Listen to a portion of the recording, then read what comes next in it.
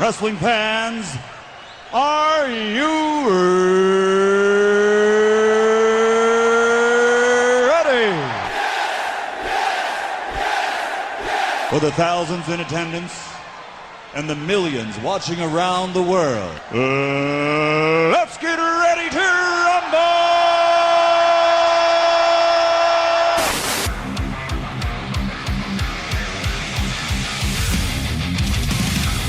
And now, please welcome at this time your hosts, Graham GSM Matthews and RJ Marceau. You're listening to the next era of wrestling radio. This is WrestleRant Radio.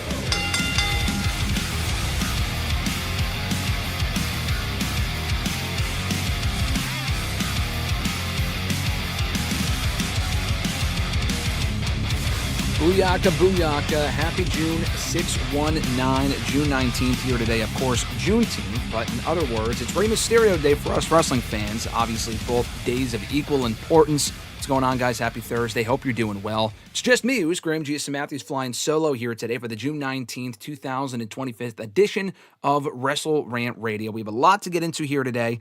Mr. Marceau had to pull out last minute due to last minute, conflict and whatnot. So he's doing all right, obviously. He'll be back next week to help me break down everything else going on in the world of wrestling. But we are back live here today talking all the latest in the world of wrestling from this past week, including Goldberg's return on Raw this past week, Liv Morgan's injury derailing major WWE plans, reportedly out for up to 6 months, derailing everything WWE had planned for her, Evolution, SummerSlam, the Judgment Day, and so much more. That's our big topic here today. We'll get into that momentarily. We also have a channel member suggested topic, an AEW Grand Slam Mexico review. That coming from Average Grunt, sending that in mere moments before we went live here. I'll be giving my thoughts on last night's show in Mexico. I saw some people in the chat discussing that before we went live here. Thank you to you guys joining live as we kick off today's episode. And we have a lot to get into, so we won't waste much more time. We won't waste too much more time. But as you can see, I am wearing my Rey Mysterio shirt here today, as I do every 619 day. I love this shirt. I bought this probably about like 6-7 years ago. For those listening on the audio, you obviously can't see it, but it's a Rey Mysterio blue shirt, blue Rey Mysterio shirt. I got this about 6-7 years ago, and So we'll be talking a little bit about everything that happened in the world of wrestling this past week. Like I said, pull up the chat here. Big thanks to everyone joining live. I'll get into all the usual plugs and whatnot here before we even get to the chat, actually, so let me just get into that, immediately. New episodes of the show every single Thursday, and we'll do the usual, the news and notes and whatnot, and as far as the, all the usual stuff before I get to the chat, before we address who's here right now. But new episodes of the show every single Thursday, WrestleRant.com, WrestleRantRadio.com, and all your favorite major podcast platforms for the audio version that drops soon after the video version wraps up on YouTube on Thursday afternoons, Thursday mornings. Shout out to our channel members, Alexis, Miss Mone Matthews, Dillon, DiGiacomo, Mrs. Renee, DJ Swerve1 at Swerve1 on IG, Daniel Malcolm, at I'm a Quarter on X, Mr. Marceau himself, RJ Marceau. Follow him on X at RJ_Marceau. John Ritland, Real Honesty with John Ritland right here on YouTube. Check out Richie's channel as well, Red Planet Wrestling, also here on YouTube. And the aforementioned Average Grunt. You can follow him on Twitter at The Average Grunt on X.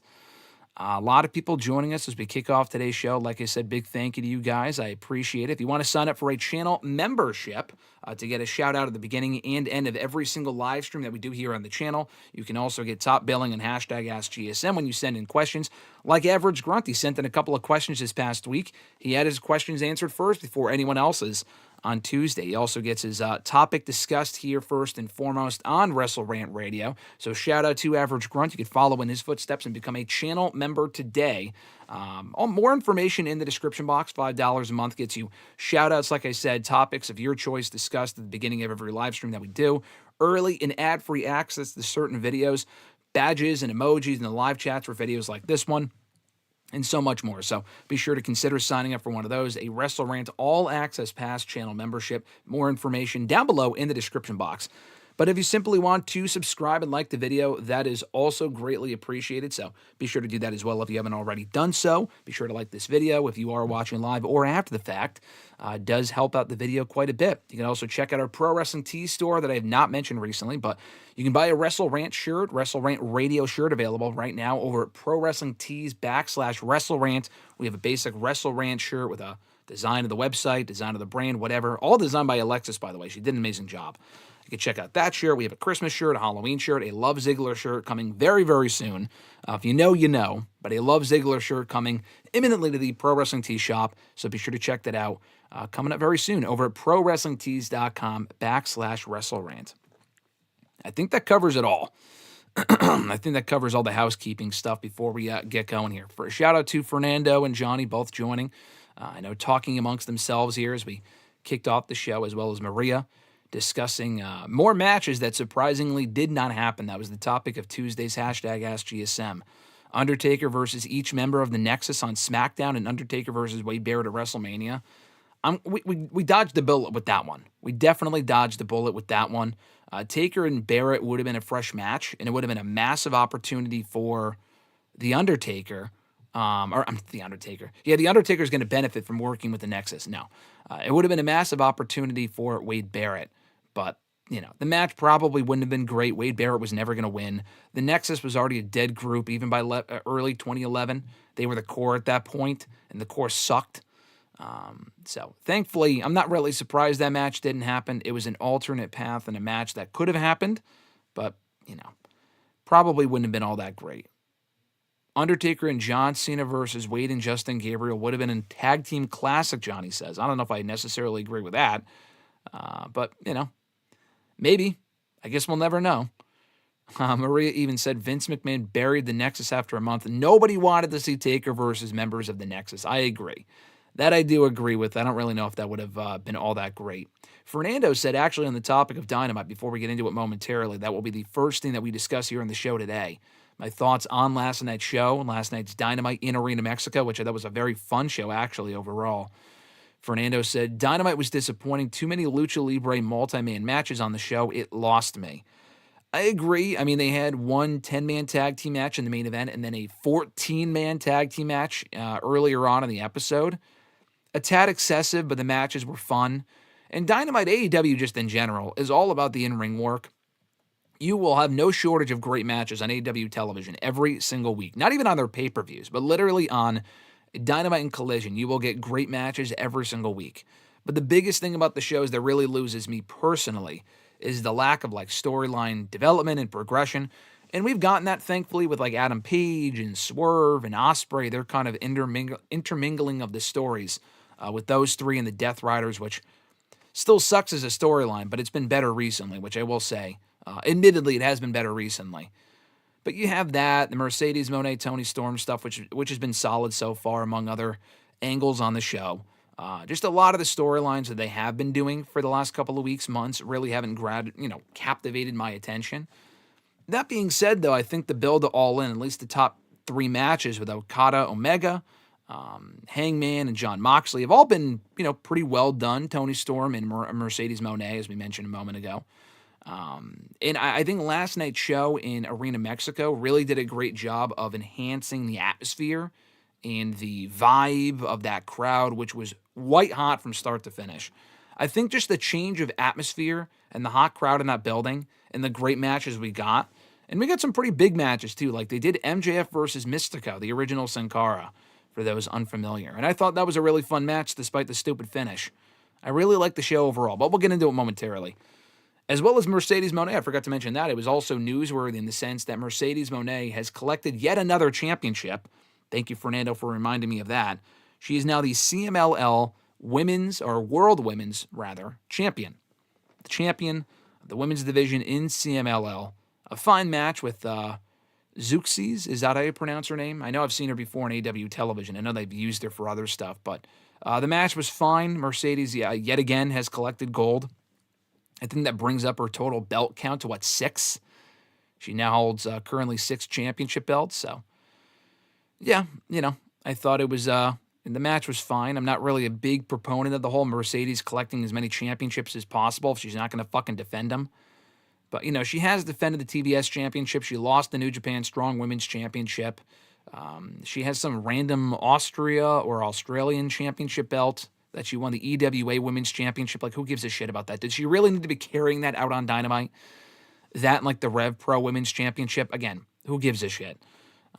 The CMLL Championship, I think she's actually defending for the first time tomorrow against La Catalina. I think that was announced late last night. So she's already defending that championship out of the gate. How long she holds it, I'm not really sure. But she damn sure is not losing it before All In when she faces Toni Storm for the AEW Women's World Championship. Anyway, Johnny said, Ronda, Shayna, Marina, and Jessamine versus Becky, Charlotte, Bayley, and Sasha in a War Games match would have been amazing. I don't know if amazing is the word I would have used for it. Jessamine and Marina, especially at that stage, were not great. Jessamine just gave up the in-ring stuff entirely. They kind of retired her from the ring. I haven't seen her wrestle since. Marina obviously went to AEW. I still don't think she's overly interesting. Shayna's obviously great. Ronda improved. So I think the match for those two alone of the UFC Four Horsewomen would have been it would have been a big match. War Games, I'm not sure. But as a regular, 8-woman tag team match, it might have been a bit of a spectacle because the two different, feuding Four Horsemen War Games factions. It would have been a big deal for that alone. Johnny also said Mercedes Mone might be better than Sasha Banks. I mean, I think that is safe to say. I know Sasha Banks, they're the same person, obviously. But I'm saying just in terms of the output of work that she's done in the past year or two alone, has been better than some of the stuff that she was doing as Sasha Banks. I mean, Sasha had a lot of great matches in WWE. The booking was always questionable.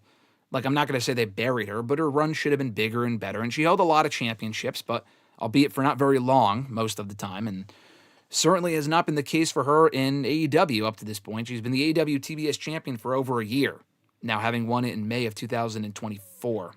But at any rate, she's been booked like a star in AEW. She's been having some amazing matches. And Sasha Banks' biggest issue primarily was the booking in WWE. And obviously, as you get older, I feel like she's kind of found herself more in her prime and ring-wise. The promos are still, skeptical and sketchy and not great. But, I think there is a case to be made that she's more in her prime now than she even was when she was in WWE. She's found her footing. She's improved even more, and she was already great to begin with. This might be the best version of Mercedes Mone that's ever existed, to be honest. I mean, I was the bigger fan of her work in NXT. That was when I kind of became a fan of her work. And I don't know, the promos really haven't wowed me in WWE or AEW. The character development for me isn't really there. But in terms of her matches, I think this is probably the best that she's ever been. In an alternate universe, Mercedes would defeat Sasha Banks. Interesting. A lot more people joining us here in the chat. I'll get to all of your comments here in a moment. Thank you all for joining. Nathaniel asked, hey, when Roman Reigns comes back, maybe SummerSlam, do you think he's going to go after John Cena's championship? No, I don't. I don't think we get Roman Reigns and John Cena again. I don't think we should. I don't think we need to. They've had enough matches, albeit only 2 matches one-on-one, but what's the, trade-off there? John Cena finally beating Roman, which he doesn't really need to. Roman's beaten him twice. I wouldn't really waste the Roman loss on John Cena, who doesn't really benefit from beating him. Roman, at this point, when he comes back, should logically be involved with Seth Rollins and company after it was Paul Heyman who turned on him at WrestleMania. I feel like that would make the most sense. Nuri Olivia, they had said, I have no time for Mercedes. She is not even close to a Rhea or Liv. They get more searches in a day than what Mercedes gets in a month. Well, we have a big Rhea Liv fan here in the chat. Noob, what's going on, brother? He said, good morning, Graham and RJ. How are you doing today? I'm doing well, Noob. Thank you for asking. Hope you're doing well as well. Maria said, the intro music totally jams better than whatever Death Rebel, not even Death Rebel, that's funny. Death Rebel has ever done, LOL. Yeah, Jordan Grace's new music, on a side note, is just fucking awful. And I saw the report from Fightful. I get it. WWE wants to outright own whatever music that their superstars use on television. I understand that. But if you're going to make new music for someone, make it better or sound similar. It's not even the same thing. It doesn't vibe the same. It just fucking sucks. They got rid of the sirens because apparently it's just too similar to what Braun Breaker has on the main roster. I guess people get confused or they don't want people to get confused. I mean, I don't really think it's that big of a deal. It's different sirens. It's not the exact same sound. I don't really think it's that big of a deal, personally. That's just me. But yeah, the new music sucks. Ahmed, what's going on, brother? He said, yo. Ahmed also said, I feel like the King of the Ring and Queen of the Ring tournaments in Punk and Cena are helping the product right now, or the Punk Cena feud. They are. The King of the Ring matches and the Queen of the Ring matches, we've gotten a lot of four-ways in the past 7 days, 9, 10 days. But they've all been very fun. They have definitely helped boost the quality of Raw and SmackDown in the last couple of weeks. The Punk Cena stuff, I'm not a big fan, as I mentioned last week, of them rushing into at this point. It really feels like they're really rushing into it, currently going into Night of Champions. But what we've gotten from them so far has been fun. John Cena wrestling tomorrow on SmackDown is cool. I'll talk about SmackDown going back to 2 hours in a little bit. That was a big news item from this past week. But yeah, I do feel like all of those things are helping the product right now. Fernando said, happy Rey Mysterio Day. Johnny said, AEW Grand Slam Mexico is actually Forbidden Door. I mean, basically, it was AEW and CMLL. They're doing Forbidden Door again in August. And, the whole Forbidden Door thing, I think the appeal of Forbidden Door is kind of lost now because AEW works with CMLL on such a regular basis as well as New Japan. And in addition to the fact that New Japan has lost a lot of their star power that they had 3 years ago, that doing the AEW versus New Japan matches doesn't really mean anything anymore. I mean, they work with them so consistently. It's like the whole idea of a brand split in WWE. You see Raw and SmackDown overlap so often that it doesn't really mean anything when you do, like a bragging rights or a Survivor Series type show with brand supremacy. Like we see it constantly. It doesn't really mean anything. So honestly, I would just ditch Forbidden Door and just do more Grand Slam shows like we got in Mexico and the Australia show. AEW tapping into more markets like that will really help the product because I honestly feel like some of the best shows they've done all year have been the Grand Slam shows. I really enjoyed Dynamite last night. That might have been not the best Dynamite of the year.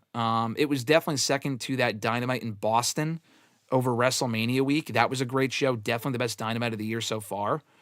I think that was the same show that had Ospreay and Takeshita, Mercedes Mone and Athena. It wasn't quite as good as that, but I really enjoyed last night's Dynamite. And I thought the Grand Slam Australia show was also great back in February. Let's see. Greta said, as someone who lived in Kuwait and covered wrestling, I will be surprised if Liv does not win the Rumble. She is the woman most talked about on notice boards. Interesting. I mean, Liv is a really hot topic right now. I mean, and it's not just right now. Liv has been the linchpin, in a word, of that Raw women's division for such a long time now that it's such a big blow to that division to not have her around for the foreseeable future.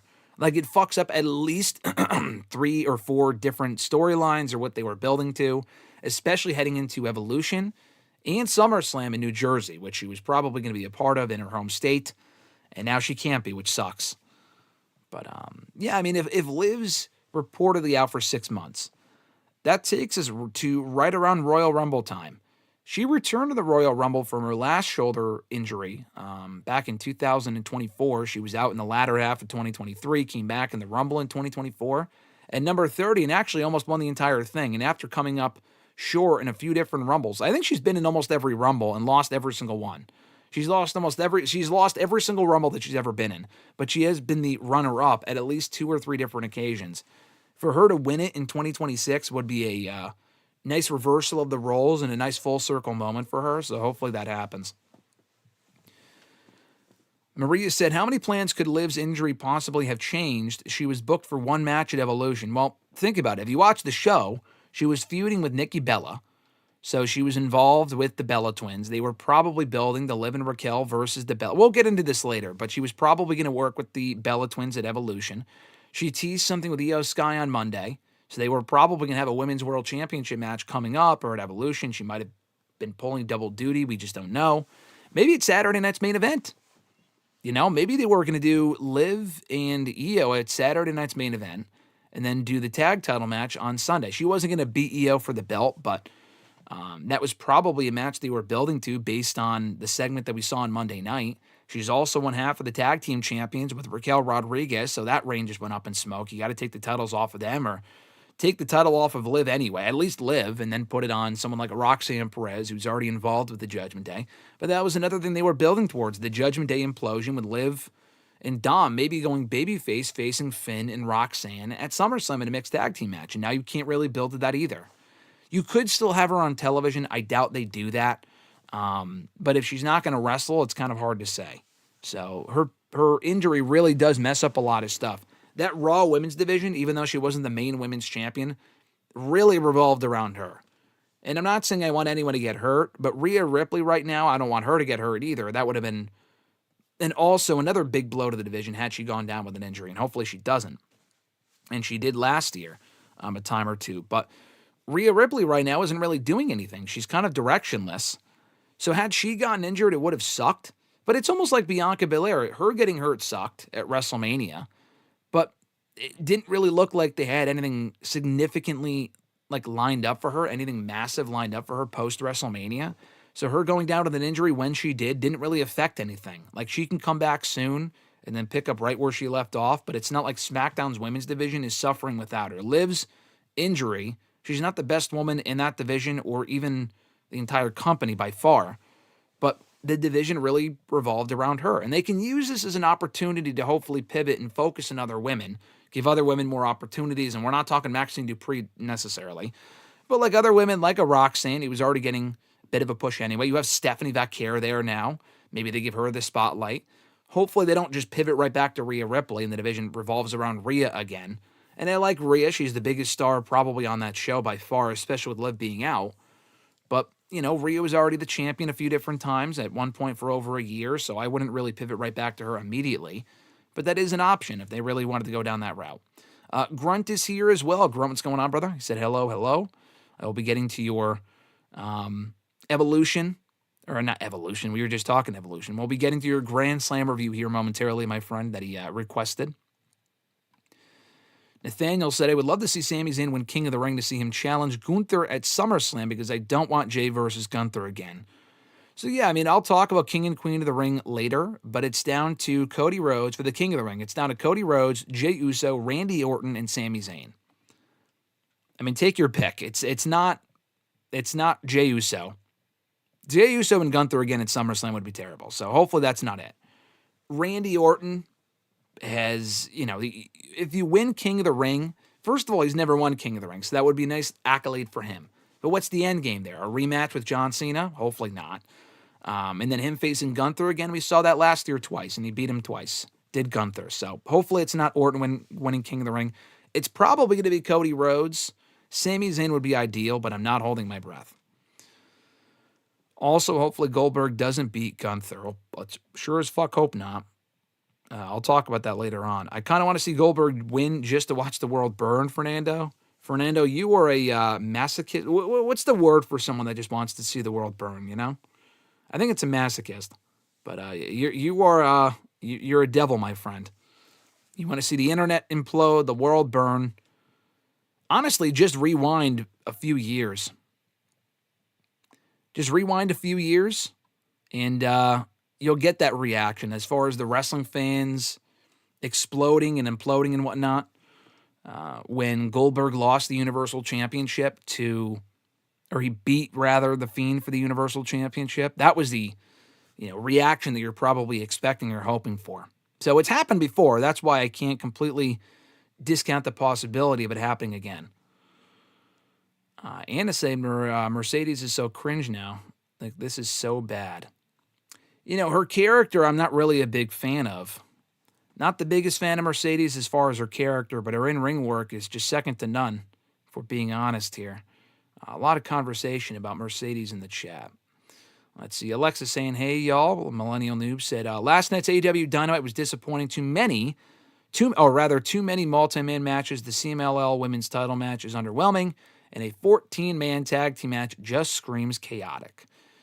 I'll talk about my thoughts on the show in a little bit. Grunt asked for my full review of the show, so I'll get into it momentarily as we go through the chat here. Grunt said, I hope Tony wins it all in, and that's going to be the start of Mercedes' storyline downfall. I hope so. I'm not expecting it. I do think Mercedes is going to win that match, but I'm not putting money on it. Let's put it that way. Johnny asked Jon Moxley or Dean Ambrose. I always preferred Dean Ambrose personally. That's just me. But, Jon Moxley has probably had the better output of work as far as, more memorable matches probably. I mean, he's obviously having more fun currently than he was in WWE. But I was a big fan of Dean Ambrose. I like Jon Moxley too, but, the hardcore deathmatch shit isn't really my cup of tea. But he's also had a lot of great matches in AEW as well. Don't mix up my words. I think Jon Moxley's great, but I always preferred Dean with some of the stuff he was doing in the Shield and on his own, WWE Champion Dean Ambrose, and the heel run was completely fucked towards the end there, but everything else before that I largely enjoyed from Dean Ambrose. Let's see. Jerome said, people do not like Mercedes. She is booking herself to win meaningless titles as an ego boost. There are 20 women right now better than her. I don't think she's booking, just to kind of, bite back on that. I don't think she's booking herself to win these championships, to argue that point. That's obviously a Tony Khan call, or these other promotions are willingly putting their belts on this woman. I'm not a big fan of it, but I wouldn't blame Mercedes for that. I don't really think it's a creative control issue or anything like that. If you want anyone to blame for that, I would just blame Tony Khan, if you're not a fan of it. And I guess I blame, quote-unquote, RJ, or not RJ. Alexis asked where's RJ. I'll get to that in a second. I guess I blame Tony Khan, but it's not really something that overly bothers me. I don't really see the point of putting these meaningless belts on her. But, that's just me. But I don't really blame Mercedes for that. The CEO played third fiddle to Becky and Flair in WWE. In AEW, she just feels like a much bigger star. Oh, she's a way bigger star in AEW than she is in WWE. In WWE, obviously, you have more eyes on you, and it's a bigger platform, so obviously more people are talking about you. But at AEW, she is the biggest star in that division, short of Toni Storm. That's just the fact. You can make the argument that she's a bigger star and a smaller pond, bigger fish, smaller pond, which is definitely true.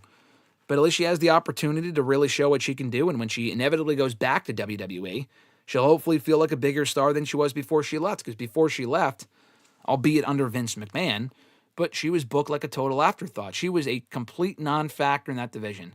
After losing that championship to Bianca Belair back in 2021, she was a complete non-factor on that show for a very long time, up until she left.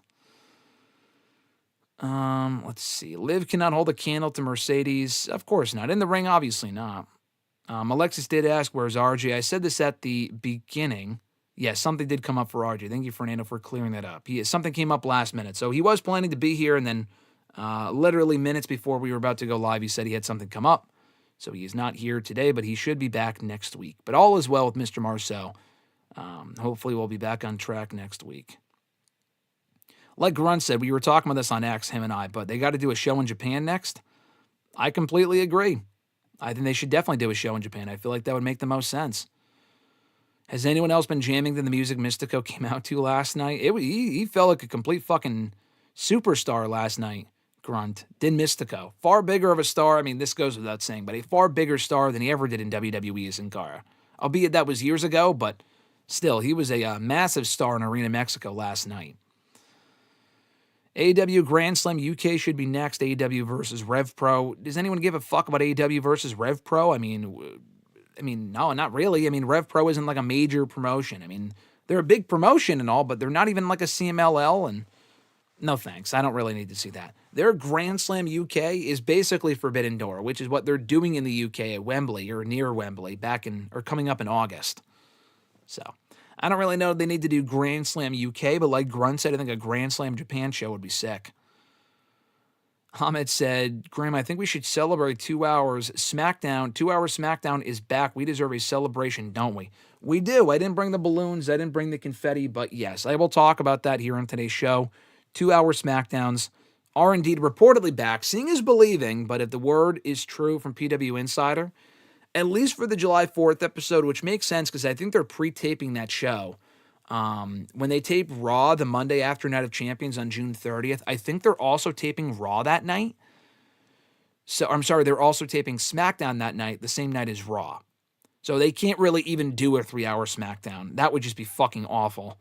But yeah, I think, 2 hour SmackDowns do seem plausible, and that's probably where we're headed. And I'm excited.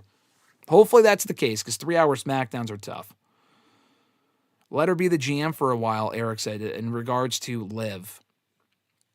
I mean, from a storyline standpoint, why would Adam Pearce just give up his managerial duties to Liv Morgan?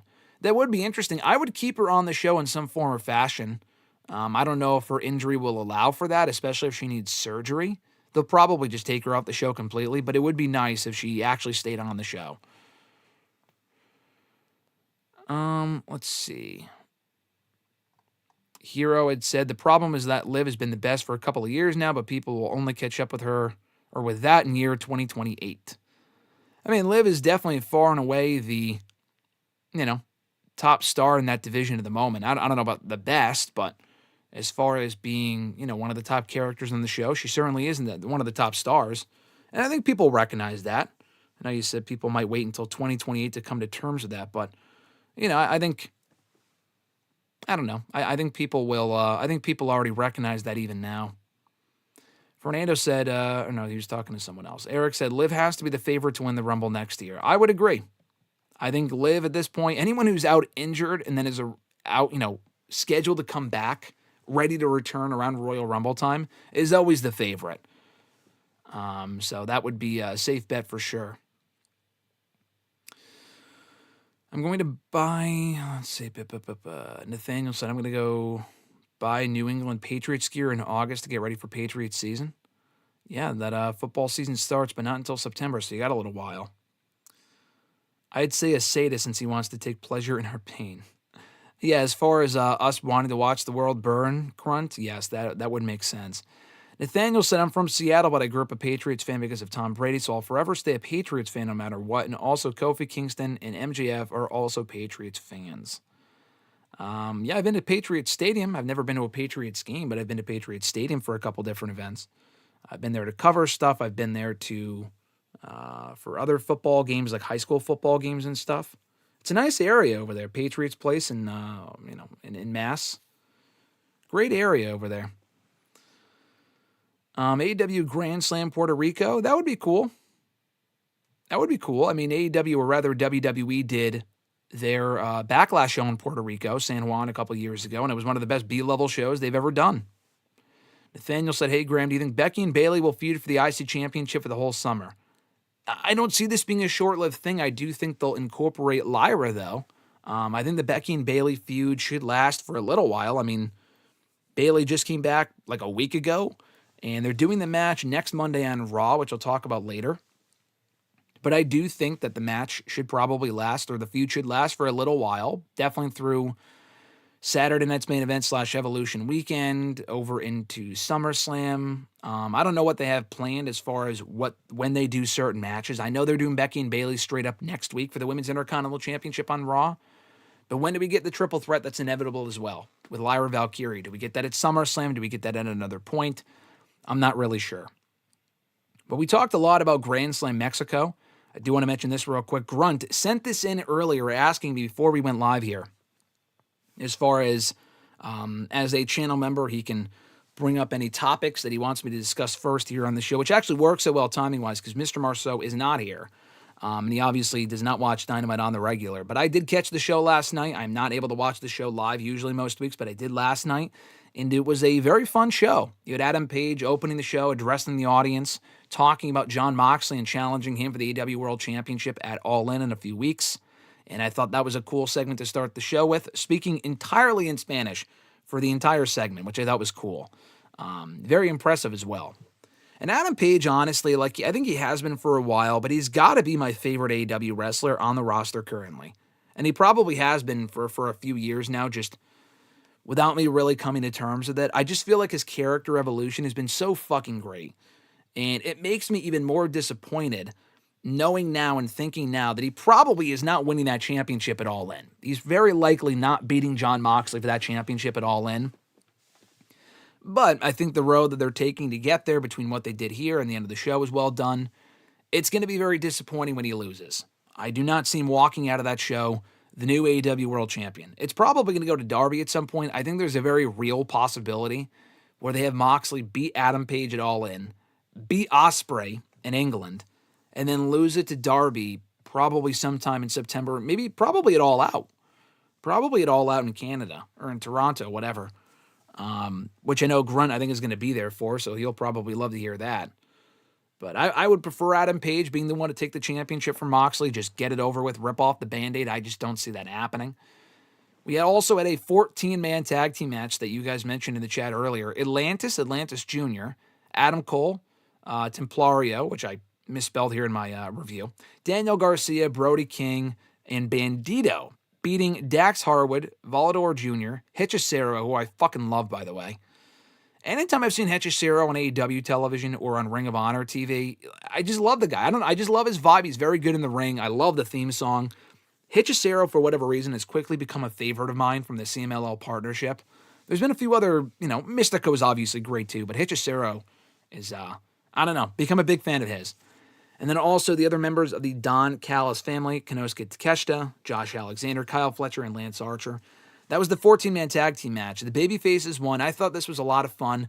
The finish felt abrupt with Atlantis pinning Harwood. They've been feuding in recent weeks, so I guess they want to continue that. Harwood did attack Atlantis afterward.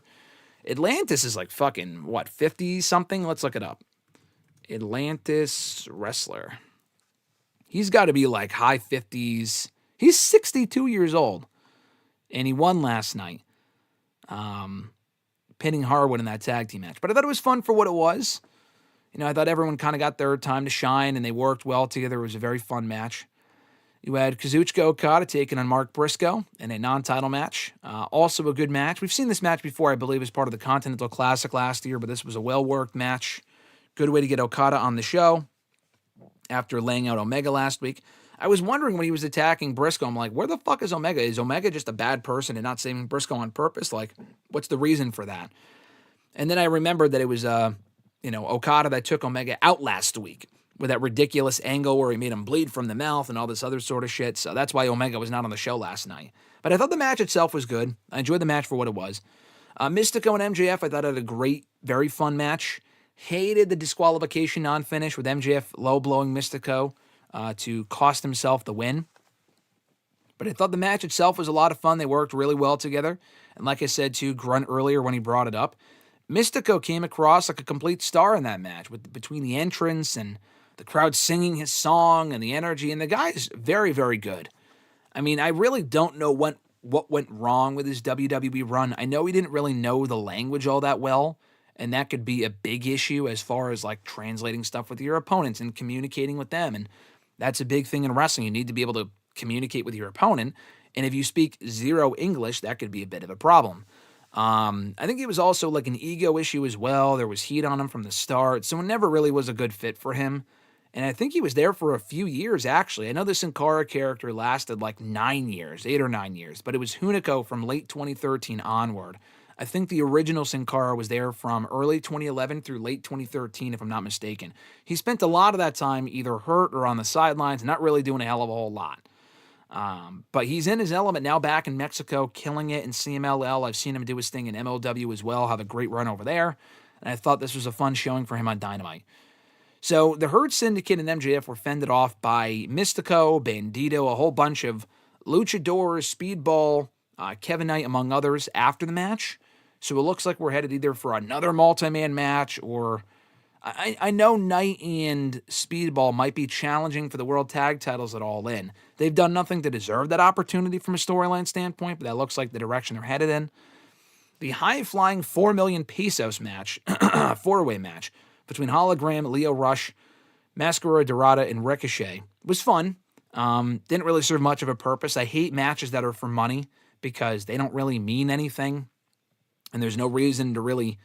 for us to give a shit because we know the money isn't real in wrestling terms. Unless it leads to something like a storyline or an angle or whatever. Otherwise, there's really no reason to give a shit. But as a match, it was fun. Hologram remains undefeated.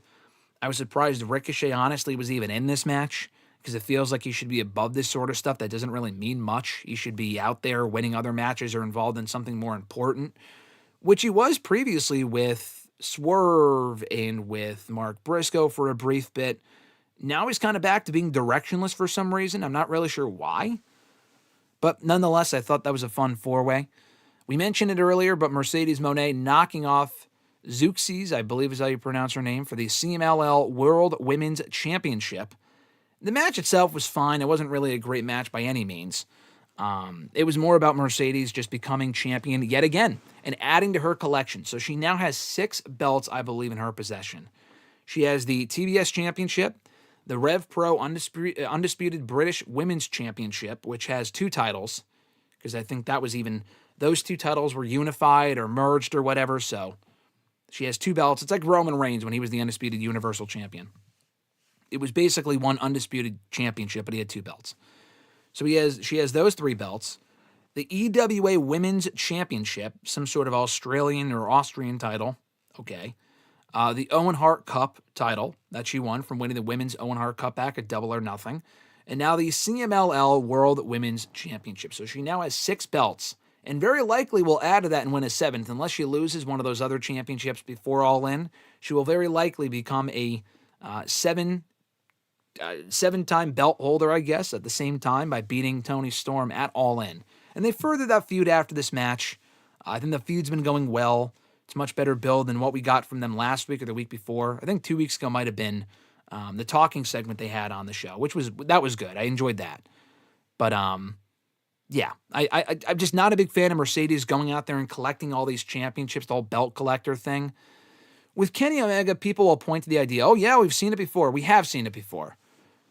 But at least with those even then, honestly, like Omega was holding championships that he wasn't defending. He did defend the TNA World Championship a time or two before losing it.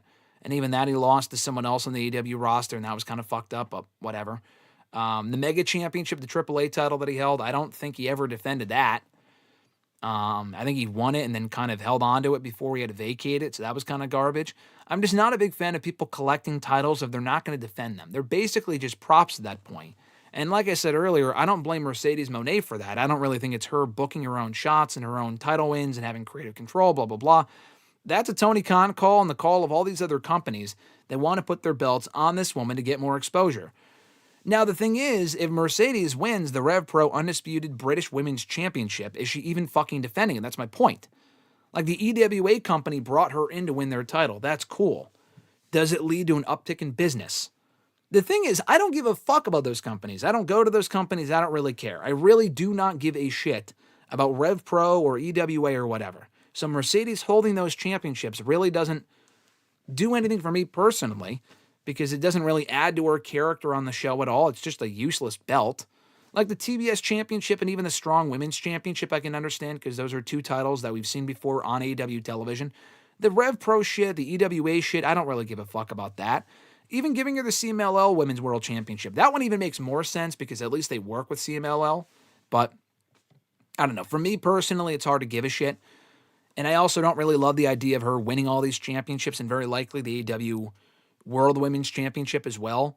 Come All In, beating Toni Storm for that title. And then just, her slow descent into madness. Like someone mentioned in the chat earlier, which I'll get back to in a moment. I think for me it would make more sense. What I would enjoy even more is her losing those championships by first losing to Toni Storm at All In. That's what kind of starts her descent into madness. I just feel like that would make more sense, at least in my personal opinion. Anyway, so we had the main event on that show last night, the Grand Slam Mexico edition of Dynamite. The Death Riders, Jon Moxley and Wheeler Yuta, teaming up with the Young Bucks and the Beast Mortos to knock off Swerve Strickland, Will Ospreay, and the Ops, Samoa Joe, Katsuyori Shibata, and Powerhouse Hobbs. Another fine main event. I wasn't a real big fan of the finish. I know you want to keep Moxley strong before he challenges or rather defends against Adam Page at All In. I get that. The Death Rider shit is just fucking death, and having him pin Swerve of all people just doesn't really make sense to me because he's not feuding with Swerve. He's already beaten Swerve. Have him pin fucking Shibata or Hobbs or something. I don't know. I just didn't really like the idea of Moxley pinning Swerve, who won't even be involved with Moxley at All In. He'll very likely be teaming up with Ospreay against the Bucks. And we got a preview of that match here. And then Adam Page came out to help the babyfaces fend off the heels to close the show. So, like I said earlier, I really enjoyed Dynamite last night. I thought it was a very fun show. A great atmosphere in Arena Mexico. That was really the biggest part of the show that I enjoyed. The CMLL stuff I really largely don't care about because I don't cover or watch CMLL beyond what I see of theirs on AEW television and on Ring of Honor TV, which they're a part of a lot. But, I thought the matches were a lot of fun. It was very strictly an in-ring show. No backstage segments, not a whole lot of storyline progression. But the matches themselves largely delivered. And it made me want to see another Grand Slam show in another place. Because I thought the Australia one was great. I thought this one was a lot of fun. Like I said, at Grunt earlier, and like he mentioned, maybe we get one in Japan at some point. I think that'd be a lot of fun as well. And the only issue with last night's show, it didn't really get me any more or less excited for All In. They've had the 3 top matches set, that being Mercedes Mone and Toni Storm for the AEW Women's World Championship. You have Okada and Omega for the AEW Unified Championship, and Adam Page versus Jon Moxley for the AEW World Championship. But that's it. 3 matches announced for that show so far. That show comes up in 3 fucking weeks. They have 3 weeks to build to that pay-per-view, and only 3 matches are officially announced for that card. That's not good. There's other matches that are looking likely. They should probably get to it already and not just rely on their top 3 matches to carry the build for this show. Because it should be what kind of feels like their biggest show of the year. Literally it is. They're going to have more fans of that show than any other show they're doing this calendar year in AEW. It's not exactly 90,000 at Wembley Stadium, but 20-plus thousand, 30,000 at Globe Life Field in Arlington, I think it is still a pretty big fucking deal. So hopefully they can build up that card and really sell people on that show in the coming weeks. But I will say, I am excited for All In. Honestly, it's probably the most excited I've been for an AEW pay-per-view overall. Definitely all year. I can't think of another show I was more excited for in recent memory, honestly, within the last year. Probably since All In last year or the year before. I think All In really has become their WrestleMania with these big, stadiums and them really doing some great stuff on these shows, a lot of big matches and having some awesome matches. I thought All In last year was fantastic. I think All In this year could also be a lot of fun if they put together a quality card, and that's kind of the biggest question right now, because they've sold people in the top 3 matches, but the rest of the show, they need to do a better job of setting up the rest of the card. It's kind of my biggest issue with the All-In build as of right now. But anyway, before we move forward here, we'll check the chat out, see what you guys are saying. Let's see. It's also a shame, Eric said, that Jamie got hurt. I hope she's back in time for homecoming. For her homecoming, you're saying? What do you mean, like Forbidden Door? Because that's in England, if that's what you're talking about. I hope. I don't know how hurt Jamie Hayter is. I know she got hurt at Double or Nothing against Mercedes, I believe, which sucks. And it sucks, too, because she already missed well over a year of action from the spring of 2023 through the summer of 2024. She wasn't really doing much late last year, and then she disappeared from the show again. I think she had a visa issue. Then she came back, and now she's gone again. It's just inconsistent. Some of it, she just gets hurt. Some of it is unavoidable, but the booking hasn't really helped, and I really wish she was the one to have beaten Mercedes, honestly. I really wish that she was the one to have won the Women's Owen Hart Cup. I just do not think Mercedes Mone needed that. Even if Jamie was around right now, she'd be feuding with Tekla, which is fine, but, it doesn't really benefit Jamie Hayter at all, I don't think. Eric said, if not Hangman, then who Darby in Seattle for Wrestle Dream? Oh, you're saying as far as, like, who dethrones Moxley? Yeah, if they go back to Seattle for Wrestle Dream, then that would be fine. I'm one of the only people, not the only people, but there's a lot of people that do not want to see Darby be the one to beat Moxley. I don't really want to see it for the sole reason that would mean keeping the belt on Moxley for another fucking 4 months, and it's been long enough already. I was done with this shit at the beginning of the year, and it is June, and he is still champion. But the saving grace, the light at the end of the tunnel, was that, he's probably going to lose it at All In. And now there's a big chance that he's not going to lose it at All In. But I think Darby beating the one to beat Mox would make sense, because, it was Mox who took that title shot from Darby in the first place last year at Grand Slam, almost exactly a year earlier. So that would make sense. Let's see. Grunt said, I'd say I have more faith, but I'm a guy who was so sure that Swerve was beating Mox at Dynasty. Yeah, and I said at that point, do not get your hopes up, because I found it very doubtful that he was going to lose the championship at that point, and he did not.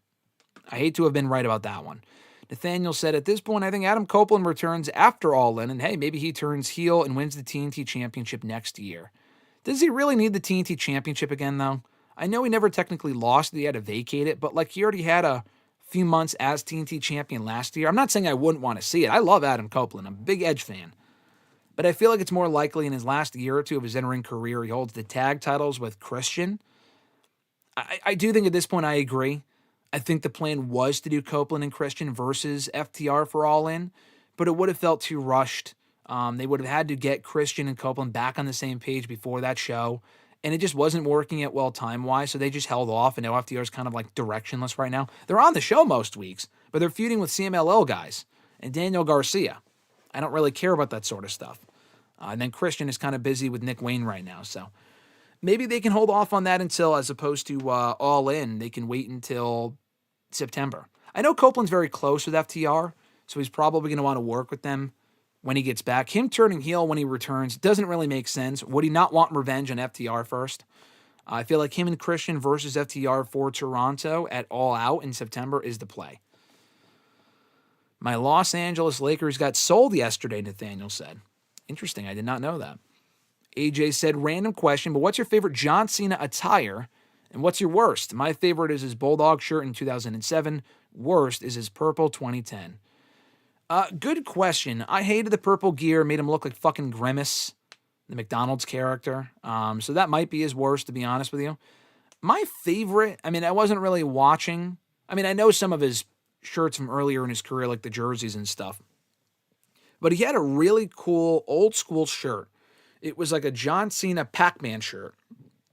You can correct me if I'm wrong or find it if you want. But he had like a video game shirt when I started watching WWE in the spring of 2008. It was like a black and orange, which you could tell I liked that color scheme based on the logo for this show and whatnot. But it was like a black and orange shirt with like a Pac-Man inspired logo. I thought that was probably one of his best shirts. And then also the shirt that he came back with at SummerSlam, maybe back in 2021. I want to say he had like all black gear. Or it was like 20 years of Cena, whatever it was. It was something like that. I don't know. I really like that gear as well. Maybe it was in 2023, maybe not 2021, but whatever he had in 2020, like around that time frame between 21 and 23, I thought was cool. And the 2008 gear. His worst, and also the Rise Above Hate shirt I like too. I like that shirt as well. His worst might have been the purple, like you said, and the bright-ass orange. I always thought that was just obnoxious. So either the purple or the orange, which I think both were from 2010. Eric asked, why is Okada paired with Don Callis? I really don't know why Don Callis has to be involved in this story. It's because Don Callis has history with Omega. But it's like, I thought we already wrapped that up a long time ago. I don't really care to see Callis involved in that feud again. FTR should be facing the Hurt Syndicate. I agree. If they're winning matches, then why wouldn't they be challenging for the World Tag Team titles? Would that not make sense? It's not like the Hurt Syndicate has a whole long line of credible challengers right now. Johnny said, AEW should create the $1 billion belt. No, they should not. Hassan, I might be mispronouncing your name. If I am, I apologize. But you said, hi there, happy Juneteenth Day. Happy Juneteenth. Thank you for joining. Maria said, Stephanie is pound for pound the best women's wrestler in the world. She can run circles around Liv, Rhea, Mercedes, and Io Sky. Wow. Liv, yes. Rhea, probably. Mercedes and Io, that's more of a conversation. That's much more of a debate. So I'm not going to confirm or deny that. Mercedes Mone should break Ultimo Dragon's record. Oh, yeah, the amount of championships held at one time. Hangman speaks pretty good Spanish. He did. I thought he could have good promo. Liv is the heart and soul of women's wrestling. Well, she isn't anymore, at least not for right now, until she comes back. Swerve and Will versus the Young Bucks should be a #1 contenders match. I like that. Just to give it some more stakes, I wouldn't mind that. Let's see. Agreed, Moxley should not have been Swerve. I thought that was dumb. AEW Grand Slam North Korea. Let's not and say that we did.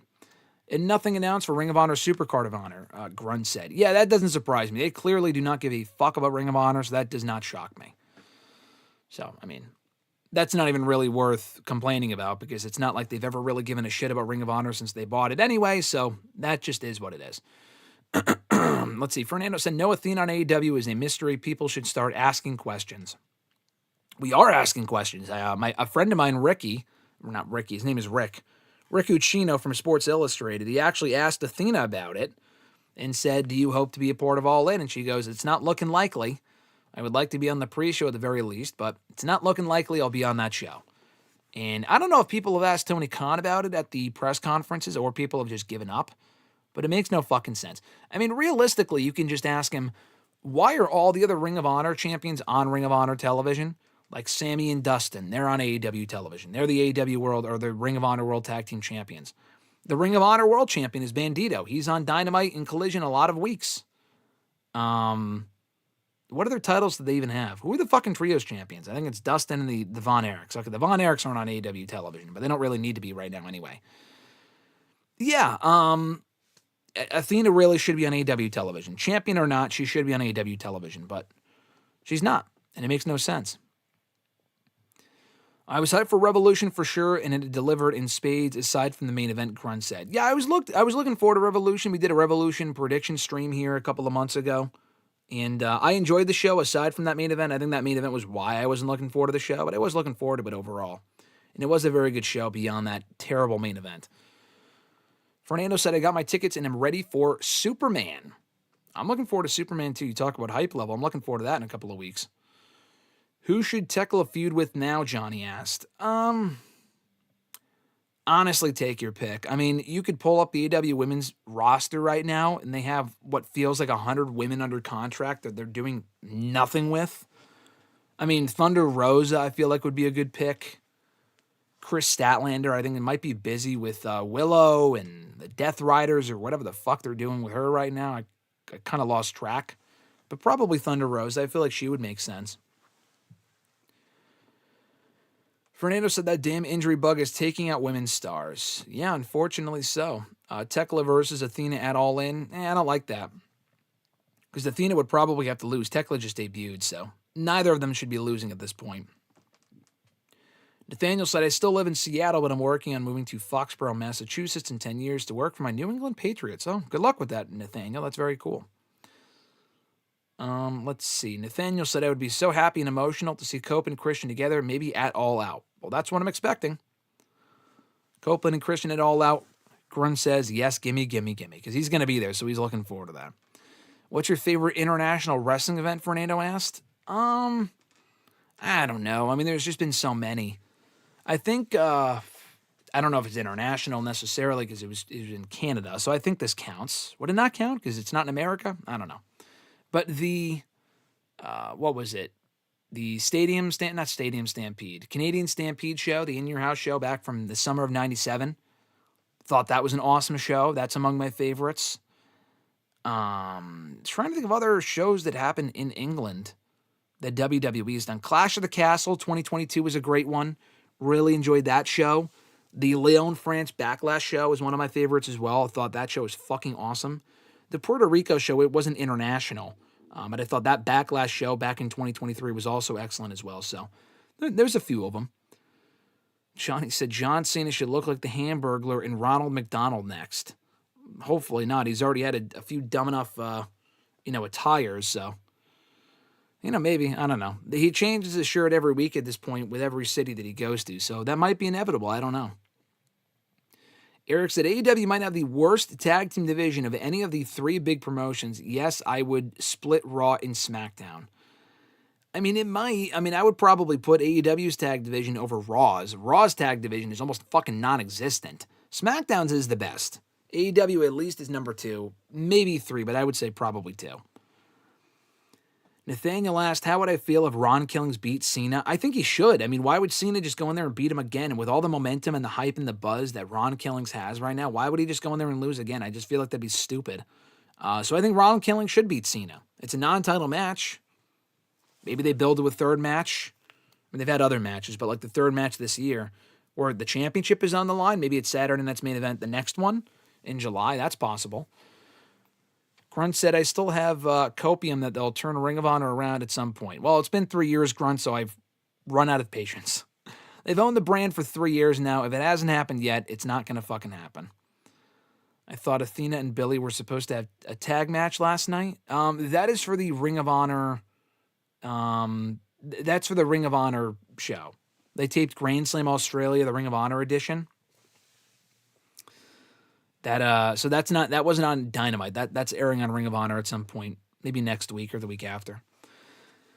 Fernando said, AEW Grand Slam, I ran. Just kidding. Please do not cancel me. I mean, I'm not going to be there, so I don't really give a shit where you run a show, to be honest. They can run one in Saudi Arabia. I mean, at this point, who gives a shit, right? Nick Wayne is also the TV champion as well on AEW television. Great point. Great point, Grunt. I forgot about the TV title, but you are right. He defends that belt on Ring of Honor, or rather on AEW television. He's a Ring of Honor TV champion that defends the belt on AEW television, and Athena can't even sniff AEW TV unless she's in the Women's Owen Hart Cup. That's the only reason why she has ever been on AEW TV in the past 2 or 3 years. That's fucking insane. Grand Slam Brazil. Why wasn't Thunder on the card? She's a Mexican wrestling legend. I think she was on the Ring of Honor portion, if I'm not mistaken. I think she was on the Ring of Honor portion that they also taped on Wednesday, that they'll probably air in Ring of Honor soon. They only had one women's match, apparently. They only had one spot available for the women on that show, and it went to Mercedes.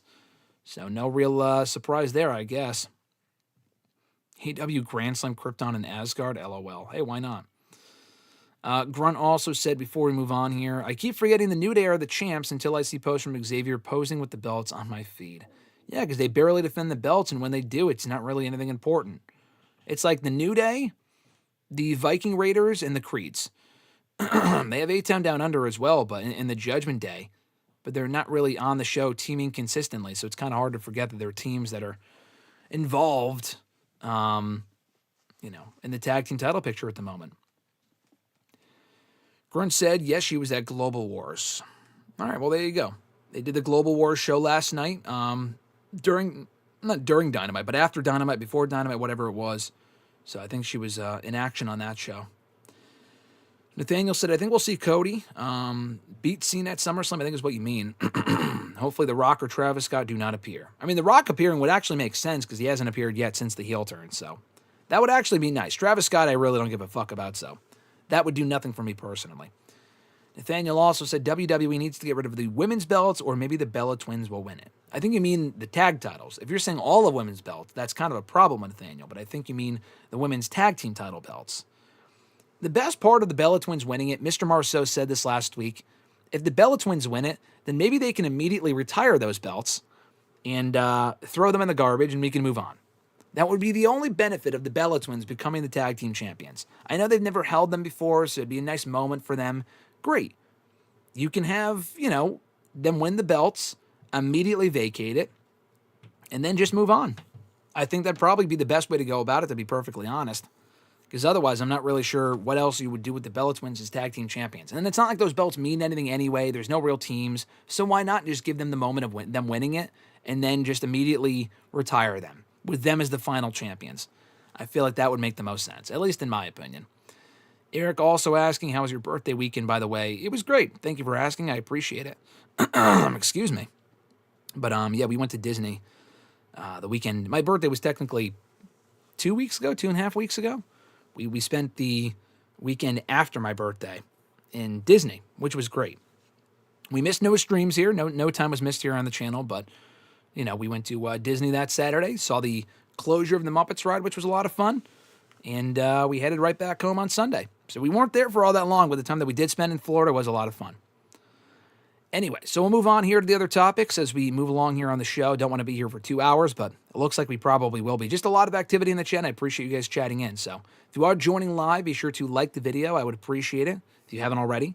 And subscribe for more content. We do live shows like this every single week here on the show. Usually I am joined by Mr. Marceau, but he couldn't join today for a last-minute conflict. So he should be back next week.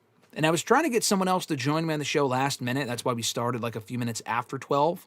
I was texting someone to see if they would come on last minute. They couldn't, so it was a very last-minute thing, so that's why I'm here flying solo today. But anyway, do want to mention this. We alluded to this earlier. Someone mentioned it in the chat. PW Insider reporting SmackDown returning to 2 hours, it's looking like, starting July 4th. Now, I don't know if this is a permanent move, just because... we've heard before, SmackDown's on its way back to 2 hours, and now it's 3 hours again, and they're not moving back to 2 hours, and it's 3 hours are here to stay. Now it's 2 hours. I honestly don't really know what to believe at this point, and these are all coming from credible reports, like Fightful and PW Insider. I trust those sources more than most others, like The Observer, which kind of has a shady track record and whatnot. And as I said before, I feel like there's a good chance that SmackDown is going to be 2 hours on July 4th specifically, because they're taping that show in advance, I believe, on the Monday before 4th of July, so they're not doing a show on 4th of July. And because of that, if they're taping it the same night as Raw, they're not going to have a 2.5-hour Raw broadcast. And I mean, SmackDown, they're not including commercials, but it would still be like a fucking 5-6 hour marathon, even if it were a 3-hour broadcast. If it's a 2-hour SmackDown, then it would make sense for the show to only be 2 hours on that show if they're also filming it the same night as Raw. They've done that before. That would make sense. But then after that, the question is, does it stay 2 hours on July 11th and July 18th? It was also reported yesterday that I believe USA Network has a new show premiering at 10 p.m. Eastern Time on Friday night starting August 15th or whatever, mid-August. They're having a new show debut on USA Network. I think it's August 15th. So if that's the case, that would indicate SmackDown will indeed be 2 hours permanently, if not only for July 4th, but indefinitely from that point forward, which would be a very real pleasant surprise. Because when I heard that SmackDown was headed to 3 hours, even at the beginning of this year, first of all, I hated it. But second of all, I'm thinking the 3 hours are here to stay. Because that was kind of the same verbiage they used with like NXT, expanding from 1 to 2 hours, and with Raw. That ended up being permanent. NXT has stayed 2 hours. Raw was 3 hours until they moved off of USA Network. It was 2 hours there at the end, but for different reasons. If it was up to USA Network and if Raw was still there, it would be a fucking 3-hour show. So they thought, okay, we lost Raw, we have SmackDown now, let's make that a 3-hour show. And it just hurts the brand. SmackDown is significantly weaker at 2 hours than it is at 3 hours. So if it is indeed true that they're going back to 2 hours, that is an excellent move. But I will say this. The biggest thing about that not worries me, but I do want to point out, is that the creative really shouldn't change. The creative they should put more effort into. But anyone worried about, my favorite star might not get as much TV time. People will constantly complain about anything. And the idea that, I've seen people say, how could you complain about getting less of something you like? Because more of almost anything typically isn't great. I'm not saying Raw or SmackDown should be an hour long, but 2 hours is the sweet spot. Raw has been an excellent show for the most part all year. At 2.5 hours, 2 hours and 20 minutes, that is the sweet spot. The pacing of Raw has been great all year. They can't really do that with SmackDown because it's not on a streaming service like Netflix. They have to have a hard out of 10:30 or 11. Most shows are not 2.5 hours long. I know Dynamite was last night for Grand Slam Mexico, but that's not a regular thing. I would say the same thing about Dynamite. I don't think Dynamite should be a 3-hour show. I think that would fucking kill the show. SmackDown is not going to be great at 2 hours. They were 2 hours for how many years before they went to 3 hours? It's not like SmackDown was consistently strong every single week, even at 2 hours. But you find other ways to incorporate people into the show. Yeah, shorter matches, but you can make those matches matter and utilize the time better, as opposed to focusing on the fucking skyline of the city that you're in, or doing constant recaps and video packages and promoting Fanatics Fest and all this other bullshit. I know they got to do certain stuff to satisfy certain sponsors. I understand that. But you can make 2 hours matter by, taking the 3 hours, removing the shit that doesn't matter, doing more vignettes. If Raw's been able to make it work, and Raw made it work at 2 hours late last year, with what used to be a 3-hour show went to 2 hours late last year, it can work for SmackDown too. SmackDown just does not work as a 3-hour show. They've been complacent. They don't give a fuck. It's had some good shows in the last 6 months, but for the most part, it has been a failure of an experiment. Maybe not in the sense of viewership. Apparently, USA and WWE were probably satisfied with the numbers they were doing with that third hour and the money they were likely making from the third hour. I had seen someone say that SmackDown or WWE wasn't making money off that third hour. I find that very hard to believe. Maybe that's a true thing. I don't know. I haven't seen that myself, but I find it very hard to believe that WWE was not getting paid for the third hour the same way that they were when Raw went to 3 hours back in 2012. And it was 3 hours for the next decade plus. I'm looking forward to SmackDown being a 2-hour show again. It's just way more, digestible might be the right word. Tolerable is a better word, actually. Starting July 4th, hopefully it's here to stay, and it's not a short-lived thing. And again, anyone worried about their favorite stars not being included on the show, they have such a deep roster, they need more time. No, more of something isn't always the solution to everything. You can make the most of what you have with the roster that you have, cycle people in and out, do stronger and better storylines, don't just rest on your laurels with the same shit every week. Because by doing 3 hours, you're setting up a match, but instead of saving it for the following week, you're doing it that same night just to kill television time. So therefore, you're rushing through storylines quicker, and if you keep the storylines the same length, then you're just making them a lot more tiresome, and you're running out of interest in these feuds a lot quicker. So I'm very glad SmackDown's going back to 2 hours. I feel like that was the right move, and hopefully it's here to stay. Eric said, or just maybe make the belts NXT exclusive. You talking about the women's tag titles? Even then, I don't really care, to be honest. I know they have way more women's tag teams. I'm going back to the chat here before I continue on. They have more women's tag teams, but even then, the NXT women's tag titles, it's not like those were all that much more important a few years ago. Grunt said, so it's actually looking like we won't be getting a Blood and Guts match immediately after Anarchy in the Arena, so that's a nice change. Maybe Tony is a stream lurker. Yeah, on this stream maybe, because I've said that before. We've talked about that. You're right. We are not getting Blood and Guts anytime soon, because I feel like if we were, they would have announced it by now. Usually they do. They usually announce the Blood and Guts edition of Dynamite for like the summer, the spring, June, May, whatever, and they haven't done it yet. And I think that's a nice change. So hopefully it stays that way. I just hate doing, as we've talked about before, doing Blood and Guts as the rematch of Anarchy in the Arena, and then the opposite team wins. It's just predictable, lame booking. It's always the same people that were in Anarchy in the Arena or Stadium Stampede. And they've done that for the last 4 or 5 years. Thankfully, it seems like they moved away from that. Only do the match when it matters. It doesn't always have to be at the same time every single year. Wait until like the fall to do it. If there's a match that makes sense to do it in, then do it there. I also think doing both is kind of excessive. You don't need both Anarchy in the Arena and Blood and Guts. I would just do one or the other. But every year, maybe switch off every year, but that's just me. Nathaniel, what if they move SmackDown to 5 hours? Nathaniel, you'll never hear from me again. If they were to do that, I would probably be dead. So you'll never hear from me again if that was the case. Johnny said, I'm shocked Tony Khan wasn't able to get the Garcia twins to wrestle in AEW. I'm not. Not really. I mean, did they have interest in going to AEW? I know they mentioned that at one point, but, Bree's obviously married to Bryan Danielson. But I think they have this sort of loyalty to WWE. I know they spoke out about the company when they weren't under contract there. They were kind of unhappy with the fact that they weren't re-signed and all this other shit.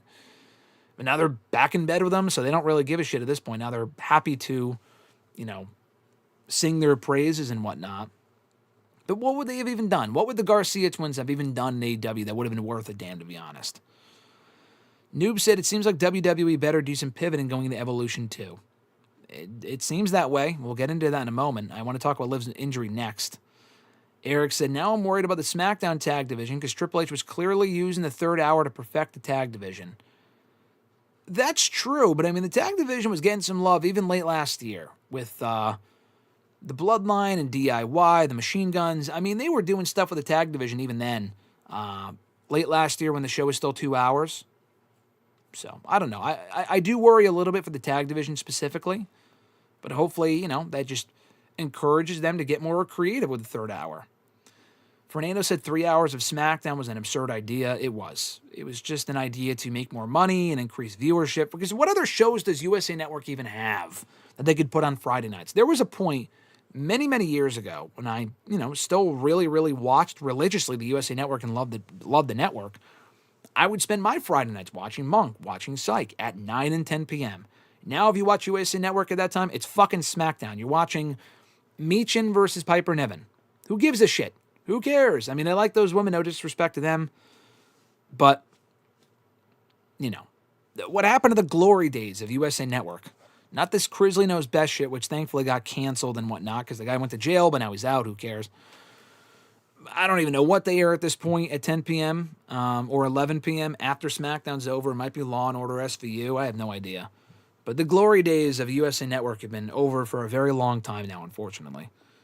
Very underrated network for a long time, but no longer now. Nathaniel said, hey, do you think Liv Morgan should be Becky Lynch's final opponent?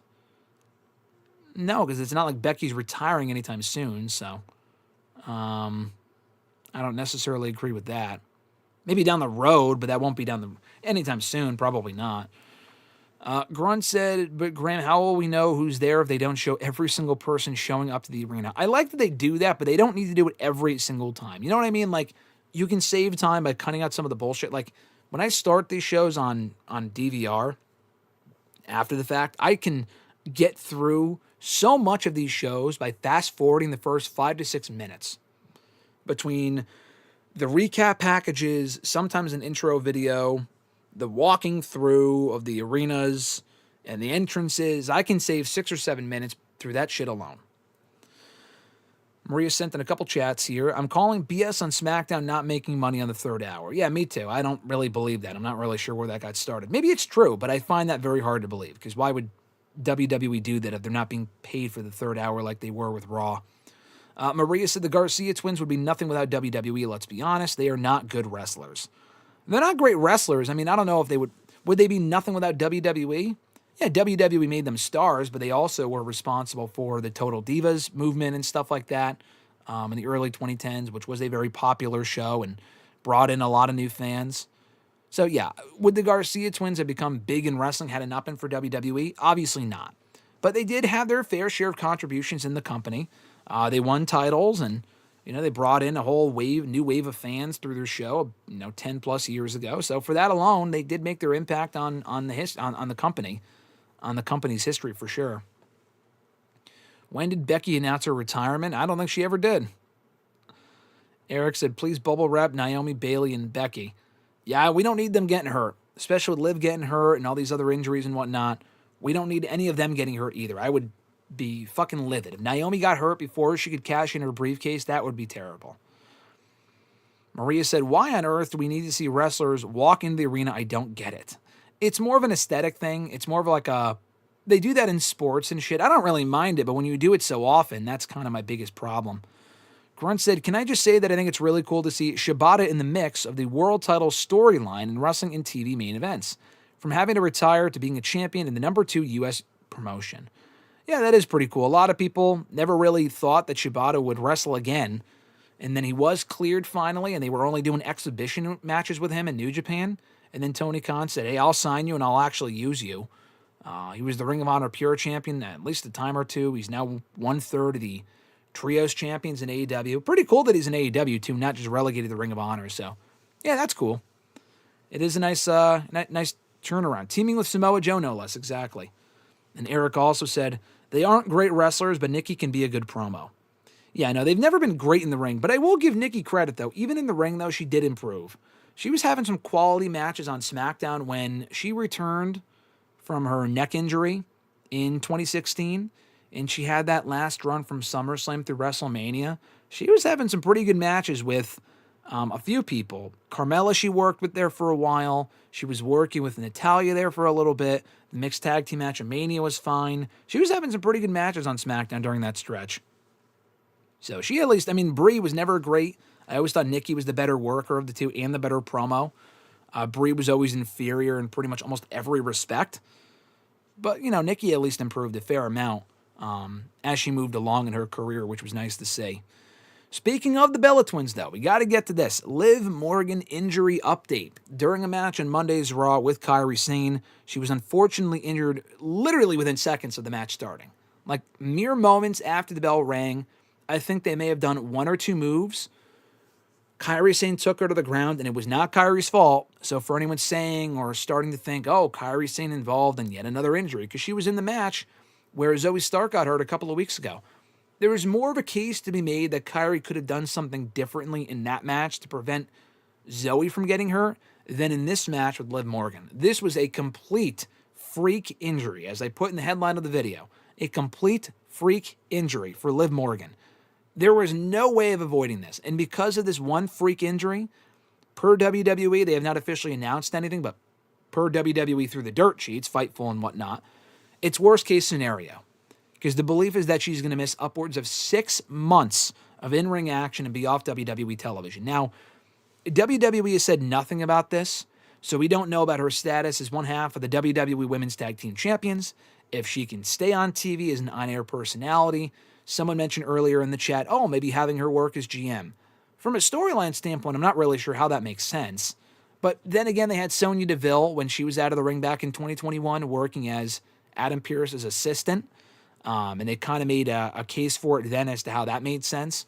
So maybe they could do something similar with Liv, just to keep her on the show. But at the very least, she is not wrestling anytime soon. And quite honestly, the timing could not be worse. I know she's not in the midst of a reign as Women's World Champion. And, I mean, I guess the timing could have been worse because at least she got to wrap up her lengthy feud with Rhea Ripley earlier this year back at the Raw premiere on Netflix and end that run, win the women's tag titles, be a part of WrestleMania, which she was not last year. She has missed the last, maybe not the last few Manias. I think she was a WrestleMania 39 in the tag team match, 38 or 37. I think, actually, all of those Manias, I think she was a part of in tag team matches. And this year, same thing, another fucking tag match.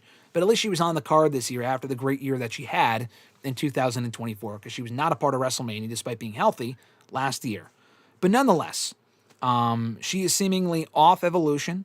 She's off SummerSlam. And someone asked earlier, how could Liv Morgan's injury, the injury to this one female performer, mess up so much if she was only just the tag team champions and scheduled for one match at Evolution? We don't know what else they officially had planned for this woman, but it was pretty clear from watching Raw, even on Monday, that it was a fair amount. And again, it's not even as if she's one half of the tag team champions. So, we got to scramble and take the titles off of her. The easy solution to that is just replacing her with Roxanne Perez. Pull a Naomi and Bianca, or Bianca and Jade, where Bianca and Jade were tag team champions. Jade got injured in storyline. I think she was injured in real life. We never got real clarification on that.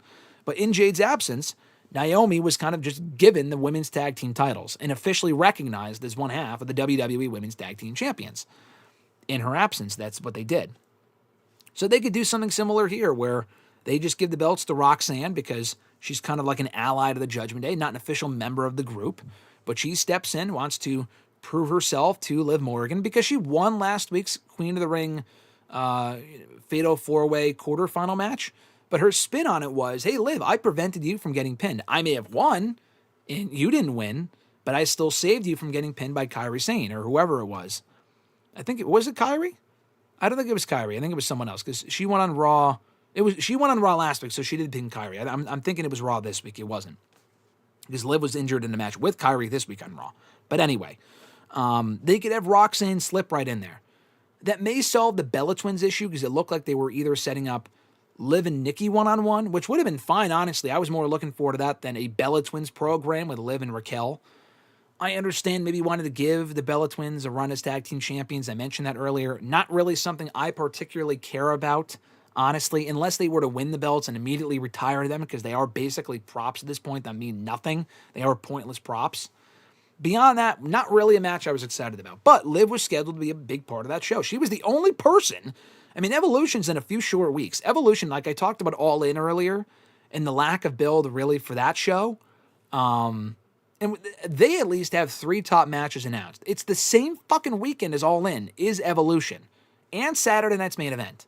The only match I think that we know for a fact is happening as of now for Evolution is the NXT Women's Championship match with Jacy Jayne defending against the winner of this Evolution Eliminator they're doing right now on Tuesdays. Very likely, I would assume, will end up being Jordynne Grace, but I could be wrong. I don't think Jordynne Grace wins the belt. I think it ultimately gets to Mariah May. But anyway, that's the only match for a fact that we know is happening. Jacy Jayne in action. That's it. We know nothing else from the main roster beyond what they were likely going to do with Liv and Raquel versus the Bella Twins. And it messes up that match. Whatever Roxanne was going to do at Evolution, which was probably something significant, I would imagine, they have to change plans with her because she now probably has to team with Raquel to make up for Liv's injury. And not to mention everything else they were teasing at the moment. For Monday's Raw, it looked like they were setting up an Io Sky Liv Morgan matchup. Now, they did have a match back at Saturday night's main event in December. Liv beat Io to retain the Women's World Championship. But Liv made the comment on Monday that Io's never beaten her, which I don't think she has. Maybe in tag team matches, but never one-on-one. That might have been the only singles match they've ever had. If they had another one, Io didn't win it because I checked on Monday because I was curious by what she meant by that statement. Anyway, they were going to set up Io and Liv. That match is now off the table. Io's again directionless. She's been largely directionless for a little while now as they kind of let the dust settle for Money in the Bank, see who won the briefcases. Well, it's Naomi. Naomi's probably... Oh, my shit just fell. I just got scared shitless for a second. I apologize. Over there on the off camera. Naomi's over on SmackDown. She's probably not winning in cashing in, or not winning, but rather cashing in on the Women's World Championship on Raw. So that clears up the Raw Women's title picture. They were probably going to do Io and Liv to give Io her win back over Liv. That match is also now not happening. But the bigger picture in all of this, what Raw for a large part has been built around for many, many months now, and really has been built around for the last 3 years, is the Judgment Day tension. Raw was built all around the Judgment Day breakup last year, with Rhea and Damian being exiled from the group. And now it's kind of transferred and transitioned over to Liv and Dominic, maybe being exiled from their own group in favor of Balor, creating tension with, Roxanne Perez, bringing her in. We were very likely headed for a match at SummerSlam. I don't know if Liv and Dom would have been baby faces by then, or just been the default baby faces because they were going to be in New Jersey, Liv's home state. But they were very clearly building towards Balor and Roxanne versus Liv and Dom. And again, that match is now off the table. In that scenario, you can't replace Liv with anyone that would make sense. Raquel, give me a break. It's not going to be fucking Raquel. That match doesn't even really sound remotely appealing. And it's also because it's in Liv's home state. That's why that match especially works there more than anywhere else. And now she can't be a part of it. So this really is a big blow to that division. And I even mentioned, like, when Liv was gone for a month, it kind of just felt like it gave them an opportunity to spotlight new women, which was nice. They called up Stephanie. They called up Roxanne and Julia, who's now on SmackDown. They've called up a lot of women that are now getting the opportunities that Liv was afforded for a long time. I'm not saying don't give Liv those opportunities. The only real positive I could see to this is just that, giving the opportunities that they were giving to Liv to really carry 3 or 4 different programs at a time. Give those same chances to either one person again or spread them out with Roxanne, with Stephanie. Stephanie just got called up. She has no immediate program at the moment. Rhea Ripley got cost in that 4-way on Monday by Raquel Rodriguez, or last week she did. This week she cost Raquel her match in the Queen of the Ring tournament. I don't really care about a Raquel Rhea program. We've seen that a number of times by this point. We saw Rhea beat her decisively late last year, so it's not really a match I give a shit about. They've had at least 3 or 4 different feuds by this point, so I'm kind of ready to move on from that. But once that runs its course, Rhea Ripley's available. A lot of people will not like the idea to pivot right back to Rhea Ripley as the champion or being in that same spot. You don't need to, but she can work with some of these women, like a Roxanne Perez, who might now be available. I don't know. I mean, Stephanie's probably the top choice because she's also someone they just called up. She has a lot of potential. She's awesome. There's a lot of women on Raw they're not doing a whole lot with right now. Lyra, thankfully, they're keeping busy. Becky and Bayley are also there, but they're kind of intertwined in their own story. It was announced on Raw this week that Bayley will challenge Becky for the Women's Intercontinental Championship next week on Raw. So I feel like that whole thing is probably going to, be a part of its own storyline for a little while now. Like, they'll be involved in their own little bubble. Will Bayley, will Becky, and will Lyra. Probably leading to a triple threat match. I would assume it's SummerSlam, if not at Evolution. So they're kind of off the table for right now. But there's a few different options. But the bottom line is Liv being off is a very big blow to that division. And it's more a case in question now of what they do moving forward to rectify that. Liv ain't going to, heal in the span of, miraculously in the span of the next 6 weeks. She will miss all of these major shows. She will miss Evolution. She will miss SummerSlam. Hopefully they can make it up to her by bringing her back, probably as a babyface, honestly. Like, she was already getting cheers anyway, but she'll probably be a full-fledged face by the time she returns in January. A lot like Rhea Ripley was. Rhea Ripley was a heel for all intents and purposes. When she got hurt last year, she came back as a babyface to feud with Liv, and they did the double turn in her absence. Liv will probably be a babyface by January next year, and she can win the Rumble. Some people mentioned that in the chat earlier, and I agree. I think we're looking at a Liv Royal Rumble win, who she faces at Mania, whether it be Roxanne, Rhea again, maybe with the roles reversed by then if Rhea goes back to being a heel in Liv's absence. I'm not sure. But they got to come up with something quick, and they probably will have to turn someone, to be honest. Roxanne filling that spot is great, but they need more top heels in that women's division. Raquel, I think, is good, but she is not the person to be the top heel of that division. That leaves Io, Rhea, and Stephanie. 3 awesome women, but they're all big baby faces. And without Liv Morgan there to kind of combat them as the heel working with all of them, that kind of leaves them with no one really to work with unless one of them goes heel and they can work with each other. So, I mean, Stephanie is so over right now. I don't think it'd be Stephanie. Io has gotten organically over. I wouldn't turn Io. I wouldn't even really turn Rhea either. But we might be looking at a situation where they might need to, because they might not have any other choice unless they start swapping women between Raw and SmackDown. Like maybe they bring over Nia Jax from SmackDown, or they have Becky, I guess. But that's another 2 baby faces. They have Bayley, they have Lyra. They're 2 baby faces right now. They might have to turn Bayley back soon. I wouldn't have done that necessarily, but they might have to. Lyra has been getting over, so I wouldn't really turn her heel right now. But you have Becky and Roxanne. But then you have at least 5 big baby faces in Bayley, Lyra, Rhea, Io, and Stephanie. So they're going to have to figure something out to kind of balance it out and rectify their plans, because Liv being out messes up quite a bit in the interim and the long term. And it sucks to say, because she has really done a great job of improving and being the focal point of that division now for the last year plus. And Liv was never, and even still now, for all the comments in the chat from earlier, pro-Liv, anti-Liv, it was mostly pro-Liv. But the thing with Liv Morgan is, she has done an amazing job, and WWE of showcasing her, but Liv has improved a lot. Like, her mic skills aren't like the best in the company by any means. Her in-ring ability is not the best in the company by any means, but she's a reliable workhorse in that division that has been there through thick and thin. I know she was hurt about 2 years ago. She was gone for a few months then, had the arrest thing happen, whole bunch of other shit. And then she comes back and has the best year of her entire career. A good run of the Rumble, feuds with Rhea Ripley, a great feud overall, some really good matches, aligns with Dom, joins the Judgment Day, wins the tag titles back this year, a great run in Chamber, some great television matches. She and Nia really stepped up and had the best years of their career and carried their respective divisions in 2024. Something I would have never said 5 years ago even, because Liv was never really on that level. She was on the verge of breaking through to that next level, even when she won Money in the Bank in 2022. Like, I was really excited when she won the briefcase 3 years ago. And I think a big part of the reason as to why that whole run failed was because Vince was in charge when she won it, and then Triple H took over, and Liv kind of got lost in the shuffle, kind of fell through the cracks type of thing. And her reign sucked. And then as soon as she lost the belt, that was it. She was kind of out of the picture, and she went right back to doing tag team stuff. And it was almost as if that run as SmackDown Women's Champion 3 years ago never happened. And thankfully, they've since pivoted and, made up for it by making her a queen bee of that division. And she's really made the most of every opportunity they've given to her with media, with, really, making herself a bigger star through her social media work and knocking everything they gave her out of the park.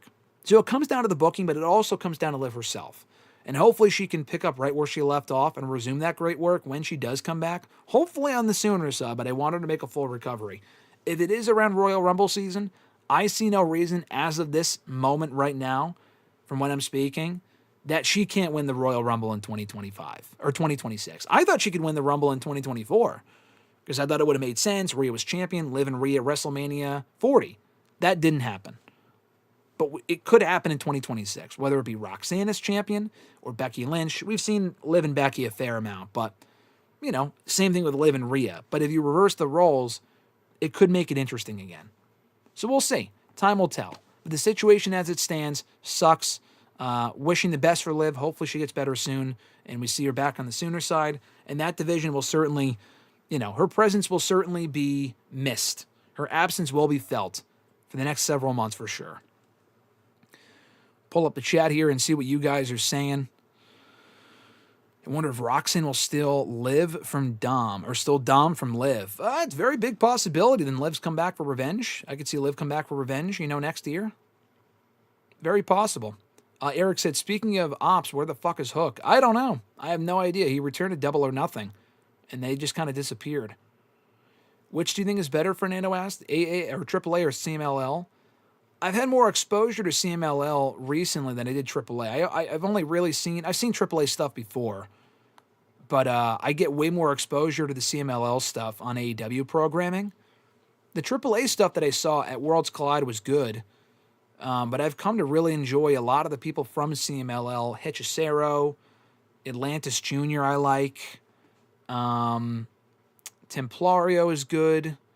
Mascara Dorada is very good. Some of the women are solid. La Catalina, she's been on Ring of Honor TV quite a bit. Trying to think of who else. There's a few other people, but primarily them that I'm thinking of. But yeah, probably CMLL. But AAA has their own fair share of stars as well. Vikingo, obviously, first and foremost. But I'll take CMLL's roster over AAA with fucking Alberto Del Dipshit. The people blaming Kyrie need to shut the bleep up, Fernando said. I agree. I also agree Hook should turn heel. Grunt said, my only disappointment with Grand Slam last night was that they didn't have the CMLL ring announcer to announce the wrestlers in Spanish like they had with the New Japan announcer at Forbidden Door. Yeah, I didn't really think about that, but that would have been cool.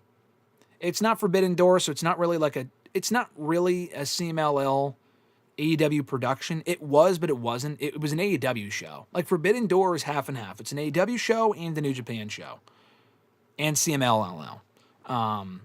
But Grand Slam was primarily just an AEW show with CMLL people on it. Eric said, why was Kyrie doing that celebration dance after her win? Because she won the match. I mean, it's not really that big of a deal. People were complaining about, why would she act like that? Blah, blah, blah. She should have acted more respectful of Liv's injury. It's not really that big of a deal. Johnny said, Evolution, Roxanne and Raquel versus the Bella Twins. Yeah, as far as at Evolution, yeah, I could see that match making sense, like I said. Daniel Malcolm's here, brother. What's going on? He said, Daniel, what's going on, my man? Johnny said, do you want to see Io versus Roxanne with the women's title? I would like to see that. Yes, that would be a great match. I don't know Mariah May. I only know Blake Monroe. Yeah, Mariah May, whatever happened to her? She lost the Revolution. We never saw her again.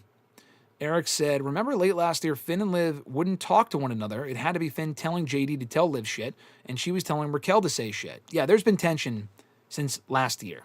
Like, this is not a new thing. Spread some of the storylines, Noob said. I agree. It doesn't always have to rely on one woman. I mean, that's part of the reason why they're in the issue that they're in, because they relied on Liv for like 3 or 4 different feuds.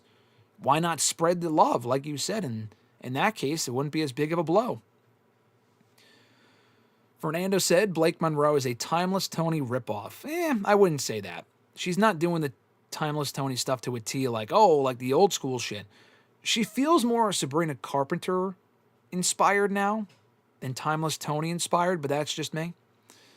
Noob said Stephanie is there, Roxanne is there, Kairi Sane is there. Heck, Asuka. Oh, I forgot about Asuka. Yeah, Asuka's back, obviously. Put some story between Asuka or Kairi against Io. I agree. That would be perfect. Eric said, let Natty take some of Liv's storyline. Maybe Natty versus Nikki because of their friendship. Absolutely fucking not. That would be no thanks. In 2025, absolutely not. They already had a feud back in 2016, 2017. We do not need that shit again. Turn Asuka heel is pretty much the obvious question. Yeah, I mean, if you need more heels, I forgot about Asuka, so she's another babyface they have right now. I would turn Asuka heel, have her work with Io. I feel like that would make sense. Or have Naomi cash in on Io. Yeah, I could see that too, but I feel like Naomi's a better fit on SmackDown right now with the unfinished business that she has with Bianca and with Jade. I would finish all that stuff up before I would move her to Raw. Maria says, I respectfully disagree. The women's division is mega stacked. Losing Liv Morgan should not hurt the division. It's uncreated to push the talent that they have. It's about giving opportunities. I agree. It is about giving opportunities. I'm just saying that the feuds they had going now have to change because she's hurt. So now anything that they pivot to on such short notice, because Evolution's coming up in a few short weeks, it's not going to feel organic. So for that reason alone, it is a massive blow. But they have enough talent to where they can make up for it by utilizing these other women in her absence. That I do agree with. And yes, Daniel, it is all about the pivot. We talk about the pivot a lot here on the show. It's all about the pivot. Eric said, Liv is the best at telling us a story and making you care whether you like her or you don't. Yeah, Liv has improved on that front. Push Ivy Nile and Scarlett? No thanks. Ivy Nile I like. Ivy Nile is not on the level of any of the women I mentioned earlier. You can give Ivy more opportunities, but Ivy is not going to be the woman, challenging for the Women's World Championship on a regular basis. She challenged Rhea Ripley for the belt about a year ago on the New Year's Day Raw or whatever it was, Day 1 Raw. She lost, and that was pretty much the peak of her push. She's been taking nothing but pinfalls ever since. Scarlett is significantly worse in the ring. There is a reason why Scarlett does not wrestle. I like Scarlett, very pretty woman, but she is not meant for in-ring work, especially on her own. No thanks. Johnny said you can turn Asuka or Kairi heel. I mean, probably Asuka, but really either one. Maybe both. Fernando said Rhea versus Bianca, a one-on-one match, is a much attractive match for Mania than Liv versus Rhea, let's be honest. Of course. For Mania next year, of course, Rhea and Bianca one-on-one. I'd rather see that over Liv and Rhea, which we've seen many times. Maybe Liv can end up in a different match in Mania next year with Roxanne, if it's not Rhea Ripley. I'm not even saying it should be Rhea. I'm just saying that that's a possibility, depending on who's champion to that point. You don't think Lyra would turn heel on Bayley on Monday? Nathaniel said, I wouldn't turn Lyra heel. I just feel like she's been getting over, so why would you turn her? If anything, I would turn Bayley. What I don't like about that is that Bayley was already a heel for like fucking 5 years before she went back to being a babyface. So I don't like the idea of Bayley being a heel again anytime soon. Let's see. I already answered that one. Alexis asking, what's with all the Liv discourse? It's because Liv got hurt, so Liv's very popular. Like, honestly, I put Liv in the headline of this video not for this reason, but I just got done talking about Liv Morgan and what they could do with her. But all the Liv discourse from people in the chat is because there's a lot of Liv Morgan fans. She's very polarizing. Some people hate Liv, she's boring, but there's a lot of Liv love from the last year. People that have followed Liv and have been a fan of hers for the last decade, dating back to NXT. But it's really ramped up since she turned heel last year. There was a lot more Liv love lately. Live, laugh, love, whatever the fuck you want to say. But, yeah, I mean, that's a big reason for it. Liv is a draw. She was a big star for them, very marketable. She was over, sold a lot of merch. So, I mean, that's why there's a lot of Liv discourse. People, love Liv, they hate Liv, whatever, but she gets people talking, which you cannot say for a lot of the other women on the WWE roster. Yeah, Johnny, Hook went back to the bench. Danielson, Nikki versus Natty gives me bad flashbacks, LOL. Yes. I mean, I will say, to be fair, one, it gives me total divas flashbacks, which isn't necessarily a good thing. But I will say, to their credit, they actually had a good feud when they feuded on SmackDown back in 2016, 2017. I remember specifically them having a very good Falls Count Anywhere match. I want to say the Elimination Chamber in 2017. Maybe it was on SmackDown. But they had some good matches, actually. That was probably like the last real feud of Natty's that I gave a fuck about. But they had a really, really good match back at that point. I don't want to see it again. But when they feuded 10 years ago, I thought it was fun. It was actually better than I thought it would be. Fernando said, Io versus Asuka for the world title must happen, or else what are we doing? At some point, that's got to happen for sure. Do we think Becky will win the Women's World Championship at some point? Again, yes. She will definitely win the Women's World Championship again. Push Chelsea Green, Mia Yim, Julia, and Jordan Grace. I mean, those are all SmackDown women. We're talking about the Raw women here, but I mean, Chelsea Green, to be fair, has already pushed quite a bit. I mean, Chelsea Green's on the show almost every week. She was the Women's U.S. Champion, the first one. She held that title for a number of months. Michin is a regular on the show. I don't know if they don't want to push her because she wasn't over, but I mean, they pushed her a fair amount as well. Julia will be getting a massive push. I can guarantee you of that. And Jordan Grace will also get a pretty decent push, I'm sure. When she gets moved up to the main roster at some point in the next few months.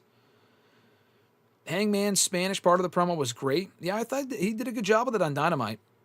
Isn't Natty one of the better pure in ring for the women? No. I mean, she is good in the ring, but I think Natty, she was one of the best women's wrestlers they had 15 years ago. But they just have way more women that are more well-rounded than she is. She's good in the ring, but I could point to at least 10 women that are better than she is. Honestly, like at this point, Natalia's done everything. I would rather watch a Charlotte Flair match, a Becky match, a Lyra match, a Rhea match, a Stephanie match, a Roxanne match, a Julia match. I mean, honestly, the list goes on and on. She's just not interesting at all. I don't really know why they re-signed her just to bench her and not do anything with her, really, but that's not really my concern, to be honest. Fernando said Jada Parker and Lash Legend are also talent who can break out on the main roster. Maybe not right now, though. I mean, they already called up 3 women as it is. I don't know what they would do on the main roster if they called them up now. I thought Lash Legend was already on the main roster late last year with Jakara Jackson. Apparently not. But I could see them doing well. Lash Legend, I mean, I say she's not there yet, but she's also been in NXT for the last fucking 4 years. I don't really know how much better she's going to get. Jada Parker, I think, is a star. I just don't know what you do with her if she gets called up right now. I just don't think there's a spot for her currently on the show. On either show. Daniel said, I don't remember their 2016-2017 feud. I remember their 2012-2013 feud when the Bellas would come out saying quack quack to Natty. Oh, that I remember. That shit was terrible. That shit sucked. Yeah, that was, I think, probably to promote Total Divas, right?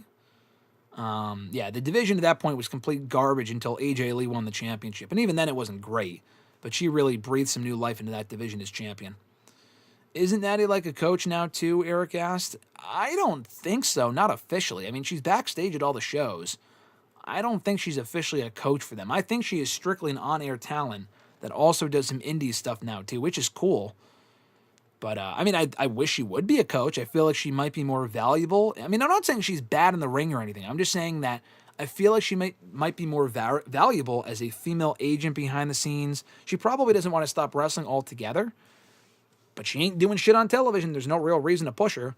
So, I don't know. I would probably just relegate her to a coach that occasionally wrestles as opposed to the other way around.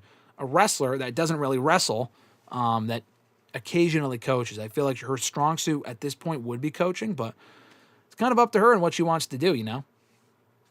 Some other news and notes here as we wind down from Raw on Monday night specifically. Goldberg is back.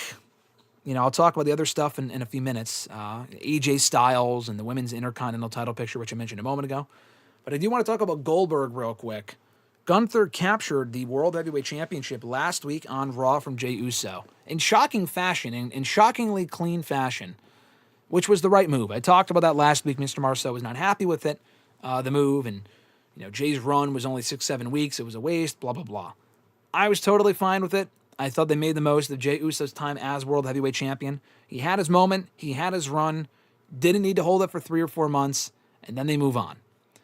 Now, I'm okay with it, provided that Goldberg does not beat Gunther for the World Heavyweight Championship. That would be fucking awful. Do I think that's going to happen? No, I don't. But you can never put anything past this company. Let's be completely honest. I mean, there have been plenty of other instances in the past where we thought Goldberg, there is no way in hell this guy's going to win. And then he fucking does.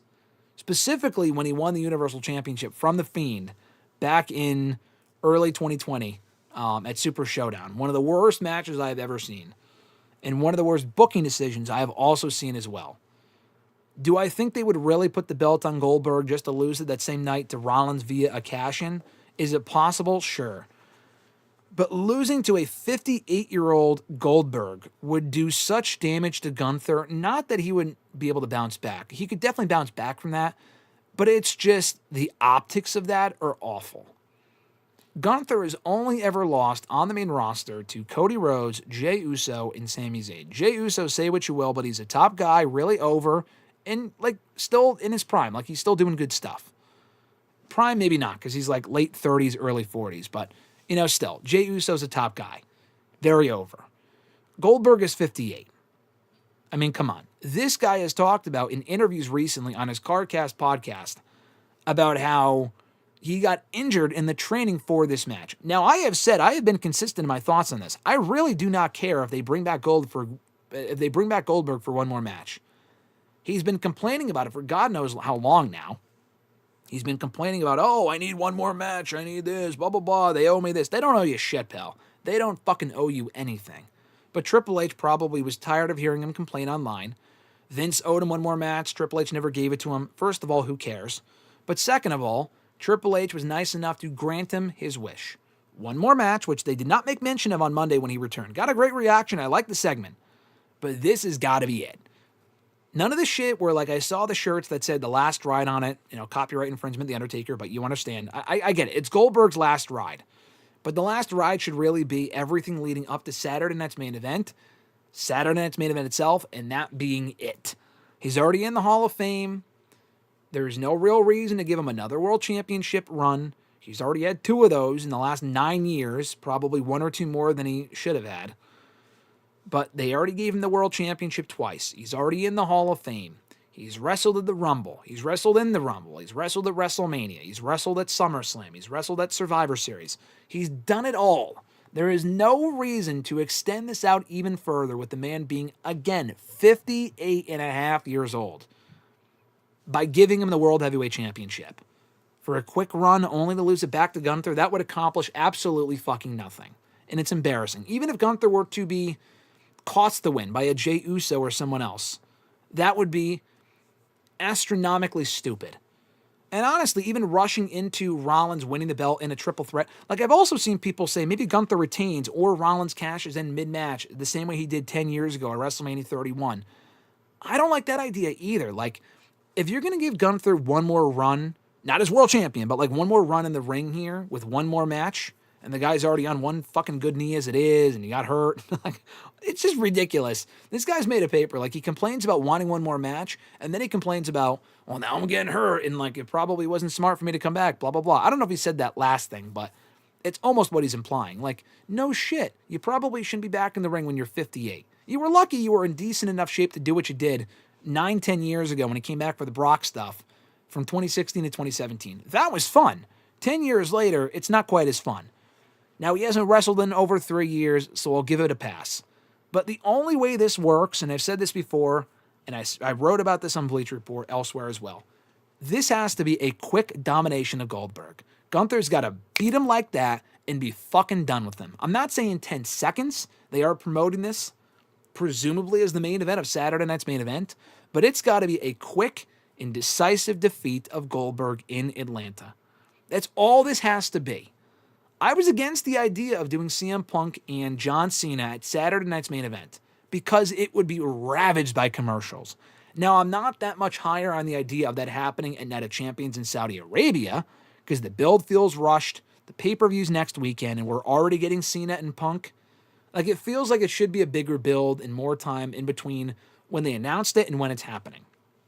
But to give them credit, I would rather it happen there with no commercials during the match than on Saturday night's main event. So if it was either one or the other, and like Goldberg could have very easily taken the Saudi paycheck and wrestled there. He's already done it a few other times. When he won the Universal Championship from The Fiend, that was in Saudi Arabia. That awful match with The Undertaker, which he came back out of retirement for in 2019 after not wrestling for over 2 years, that was in Saudi Arabia. The match, one of the last couple of matches that he had in WWE against Bobby Lashley, actually a pretty good match, was in Saudi Arabia. His final match to date was in Saudi Arabia with Roman Reigns at Elimination Chamber 2022. So he's gotten his fair share amount of Saudi paychecks. Been there, done that. If he really wanted that last real paycheck, he would have wrestled there.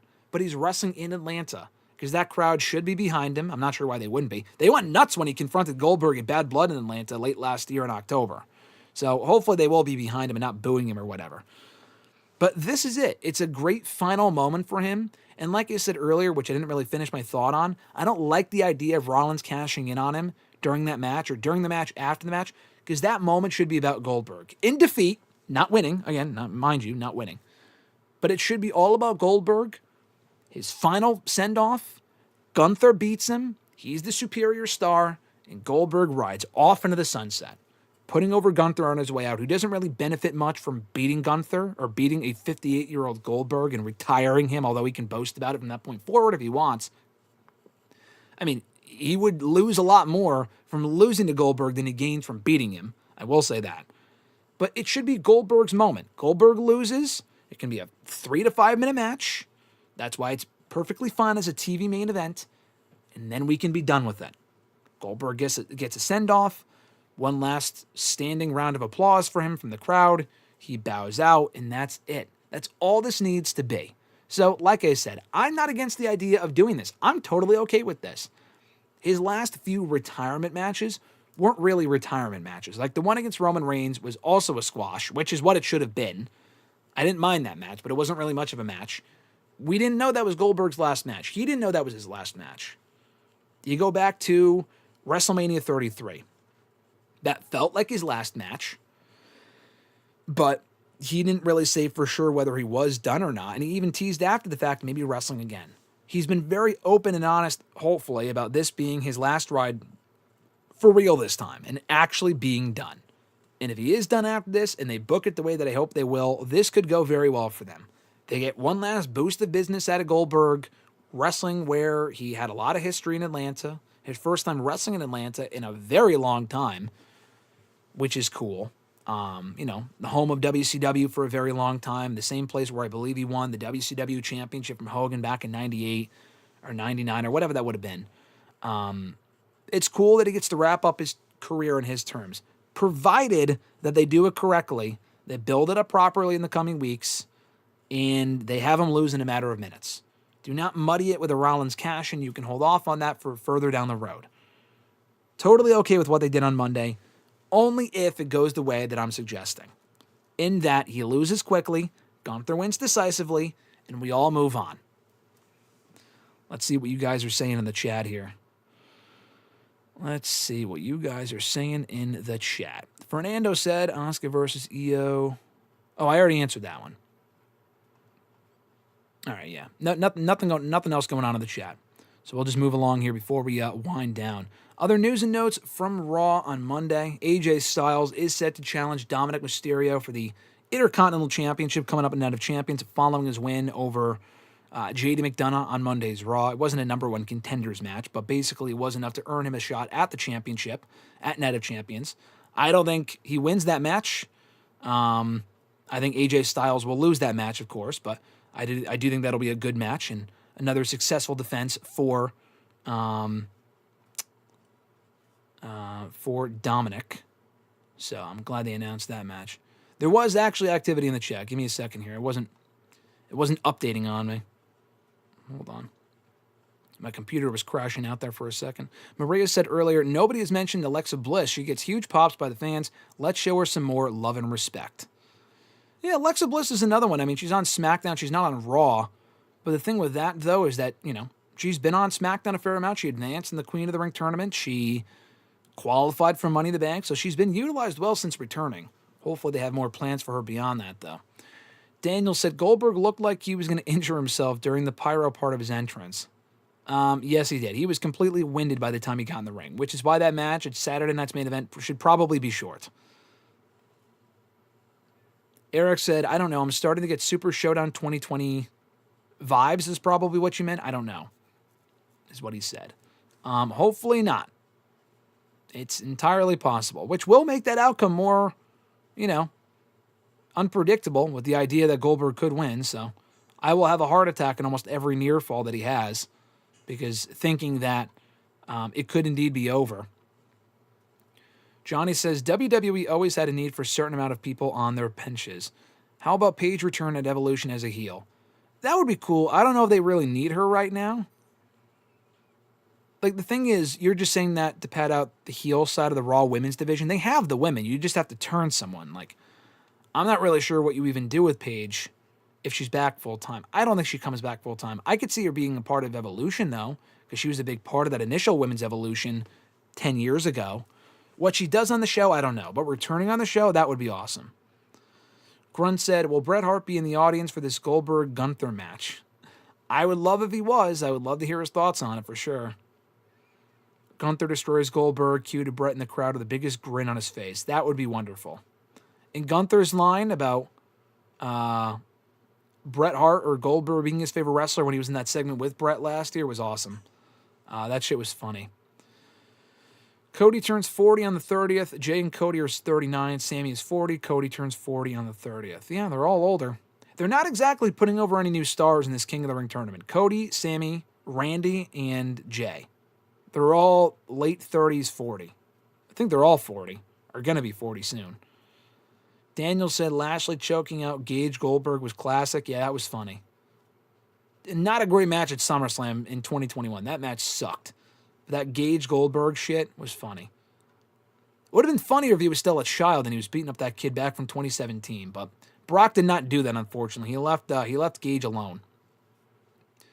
I wasn't into the Goldberg-Gunther match or much. What they did on Monday you're talking about, I don't blame you. Most people aren't, so I get it. Nathaniel said, I was hoping Gunther versus Goldberg wasn't a title match because why does Goldberg need to fight for a championship? Oh, that's another thing. It really has no business being for a title. I forgot to mention that, but the match is for the World Heavyweight Championship.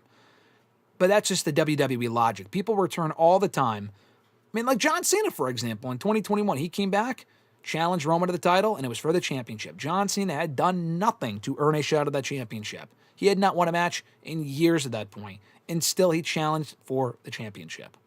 So again, I'm not surprised. I'm talking in 2021. I'm not surprised. It just is what it is. Gunther's the champion. So I hope they didn't just put the belt on Gunther solely so Goldberg can have a title match in his final match. That would just be garbage. Because the match could have existed without the championship. That was my original idea. I thought Goldberg would cost Gunther that match against Jay, and they could fight without the title being on the line. Clearly, that was not the case.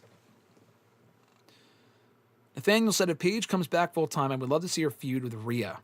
I know Paige said she would want to do that. I just don't think she comes back full-time. Maybe for a one-off feud like what they did with Trish a few years ago.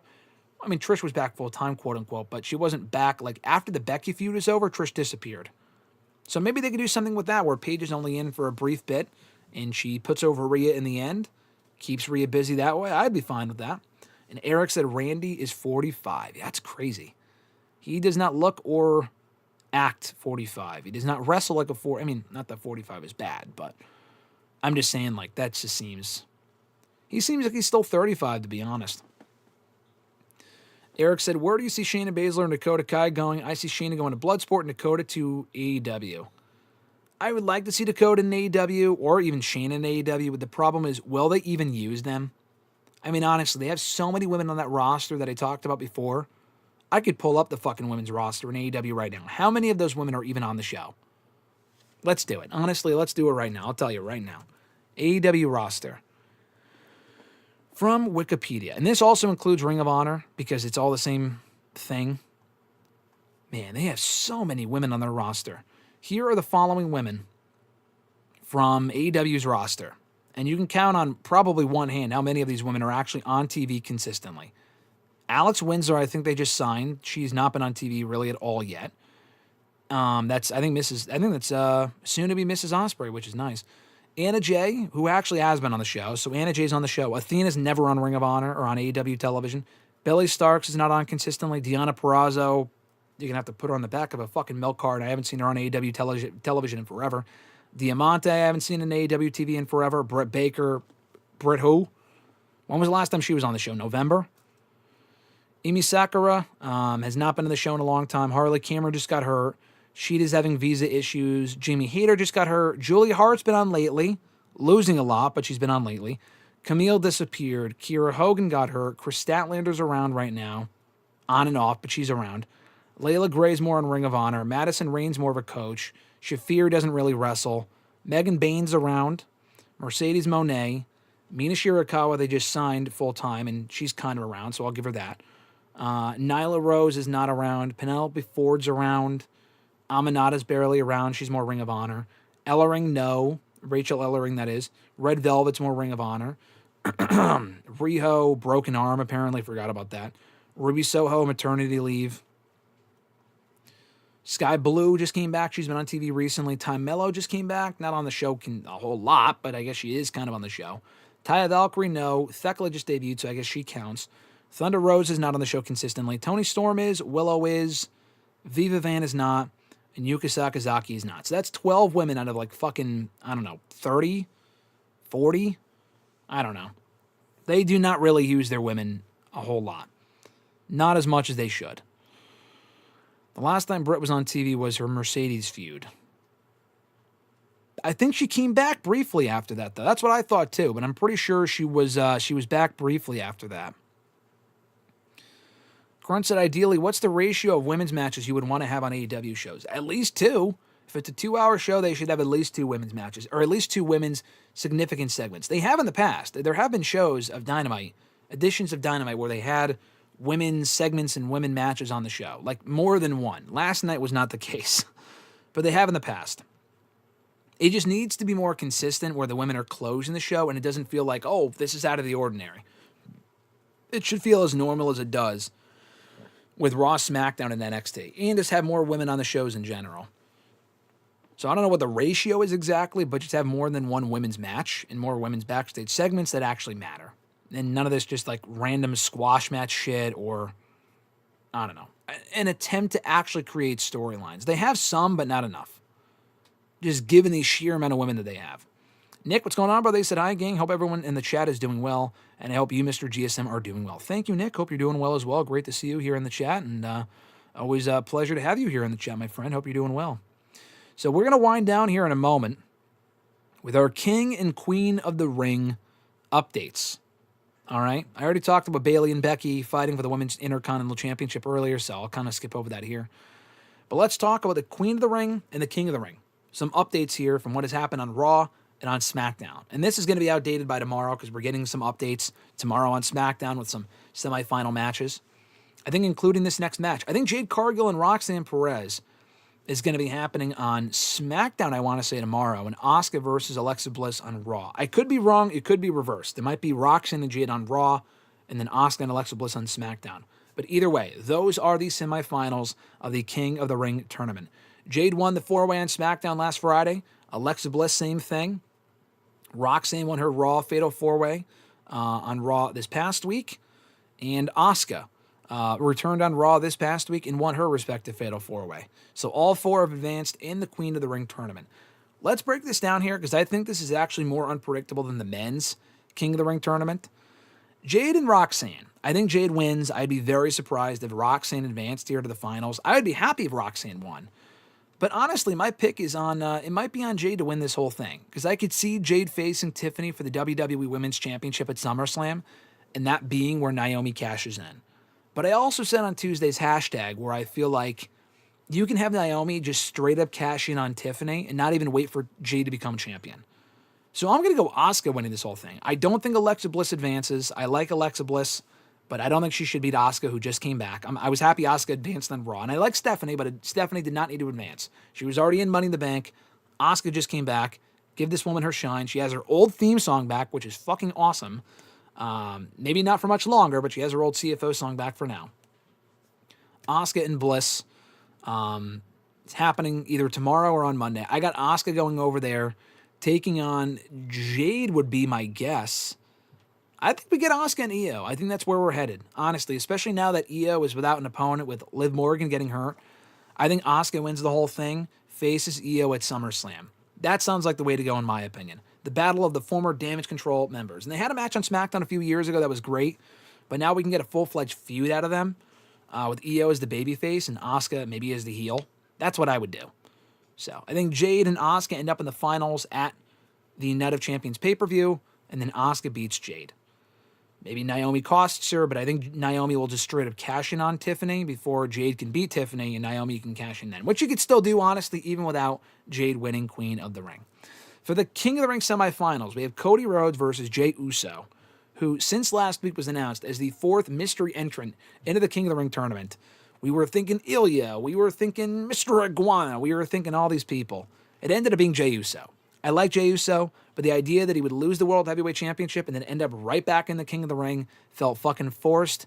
It was stupid. Not a fan of that at all. He ended up winning. As soon as he was announced, I'm thinking, fuck, this guy's going to win. But it does make for a very intriguing semifinal match. Cody Rhodes versus Jey Uso. A match I don't know if we've ever seen before one-on-one. Obviously, they're very close. Cody was responsible for bringing Jey over to the Raw brand in late 2023. They won the tag titles together, infamously having that post-show press conference at Fastlane 2023, and they've been closely associated ever since. They are facing each other in the semifinals this coming Monday on Raw. Randy Orton and Sami Zayn, I believe, happens tomorrow on SmackDown. Sami Zayn won his Fatal 4-Way last week on Raw, and Randy Orton won his 4-Way last week on SmackDown. So this is a pretty unpredictable one as well. I don't think Orton's winning, and I don't think Jey Uso is winning. I think Sami beats Orton tomorrow, and Jey loses to Cody. Jey just lost the World Heavyweight Championship. For him to win this whole thing, to get another shot, yet another shot at Gunther at SummerSlam, would be fucking awful. That would make no sense. So no thank you. I don't think that happens. With Randy Orton, I like Randy. If he were to win this whole thing, he would become one of an elite few, I think, entering Sheamus, Edge, and Brock, of a category of people to have won the Money in the Bank briefcase, the Royal Rumble, and King of the Ring. Sheamus has done it, Edge has done it, Brock Lesnar has done it, because he won Money in the Bank in 2019 for some stupid reason. Orton would enter that conversation. But, that being said, what's the end game there? Him facing Gunther? First of all, if you win, you face your brand's champion. Gunther's on Raw, he's on SmackDown. We already saw that match anyway. He would therefore, in that case, be facing Cena at SummerSlam. We already saw that at Backlash. Don't need to see it again. They build it as the final time ever. Let's keep it that way. Fun match. End on that note. So really, it comes down to Sami or Cody. That's the match I think we're getting out of Champions. I still, my head says Cody. My heart says Sami. I want Sami to win. You're not really making a new star that way. But my rationale is Cody already pinned Cena at Money in the Bank in that tag team main event. The fuck does he gain from winning the King of the Ring? He can already lay claim to a rematch with Cena after pinning the man at Money in the Bank. There is no reason for him to win King of the Ring. There really is not. It's not an awful decision because it would set up him and Cena seamlessly. We could still end up getting Sami and Gunther at SummerSlam, even without Sami winning King of the Ring. But Gunther is left without an obvious opponent on that show. Presumably if he beats Goldberg, which he fucking should, and let's not even entertain that idea, okay? Sami can become number one contender another way, or they don't even do Gunther and Sami at all on that show. Sami still has not resolved his issues with the Seth Rollins faction, which I still think could be the World Heavyweight Championship match for WrestleMania next year. What I think would make the most sense is Cody loses to Sami. Sami beats Gunther at SummerSlam. I mean, Solomonster and other people have already pitched this. This is not a new idea. Sami beats Cody, wins the title at SummerSlam, gets cashed in on by Rollins. And you kind of get the Daniel Bryan story from 2013, 2014, where Sami then has to claw his way back up and get the belt back from Rollins at WrestleMania next year. I would like that a lot. Again, you could still do that story without Sami or Cody winning King of the Ring. I still think Cody wins this whole thing. My gut tells me Cody's winning, but I would love a Sami Zayn victory instead, because he's never been world champion, and it's not obvious he's going to face Gunther at SummerSlam. Gunther could face really anyone. There's any number of options. It could be Punk. It could be really anyone from the Raw roster. Roman Reigns even. We have no fucking clue, you know? It could be anyone. It could be Rollins, or it could be Rollins himself if he cashes in before then. Gunther and Rollins would be an interesting matchup. I'm going Cody Rhodes, though, to win the whole thing, but I want Sami Zayn. I feel like any one of those would make sense. Fernando said, where was all this negative energy when Sting was on his farewell tour, like him or not, one of the biggest stars in history? Let him have his final match and move on. Well, Fernando, if you're talking about Gunther, or Goldberg, rather, where was all the negativity towards Gunther, or rather Sting during his final farewell tour? First of all, he was booked a lot better. That was kind of the first thing. Second thing, Goldberg is younger than Sting was, but he wrestles like he was 20 years older than Sting. Sting was wrestling even more matches than Goldberg was. But at the same time, Sting kept himself in great shape. Not that Goldberg doesn't. Goldberg keeps himself in good shape. But the guy's been hurt so many fucking times. Sting never really got hurt. He did some pretty crazy shit, never got hurt. And he's just more reserved. He's always been more revered as a legend than Goldberg ever has. Goldberg has been polarizing since 98. Sting is also just a better professional wrestler than Goldberg has ever been and ever will be. That's also just a fact. Goldberg has also had several farewells already. From, Mania 20, which wasn't really a farewell. That was, he left and it was a terrible match. Mania 33. He's retired, quote unquote, so many times. Sting has been around consistently for the most part, aside from when he lost to Sting or he lost to Rollins and got hurt in 2015. Beyond that, he never really had a retirement match. And now he's back, or he was back, and then he retired in the main event of that show, and it was perfect. It was the perfect farewell for a legend of his caliber. Goldberg deserves something similar. I just wish we got this with Goldberg 10 years ago. Again, Sting was even older than Goldberg when he retired last year. He was fucking 64 years old. Goldberg's only 58.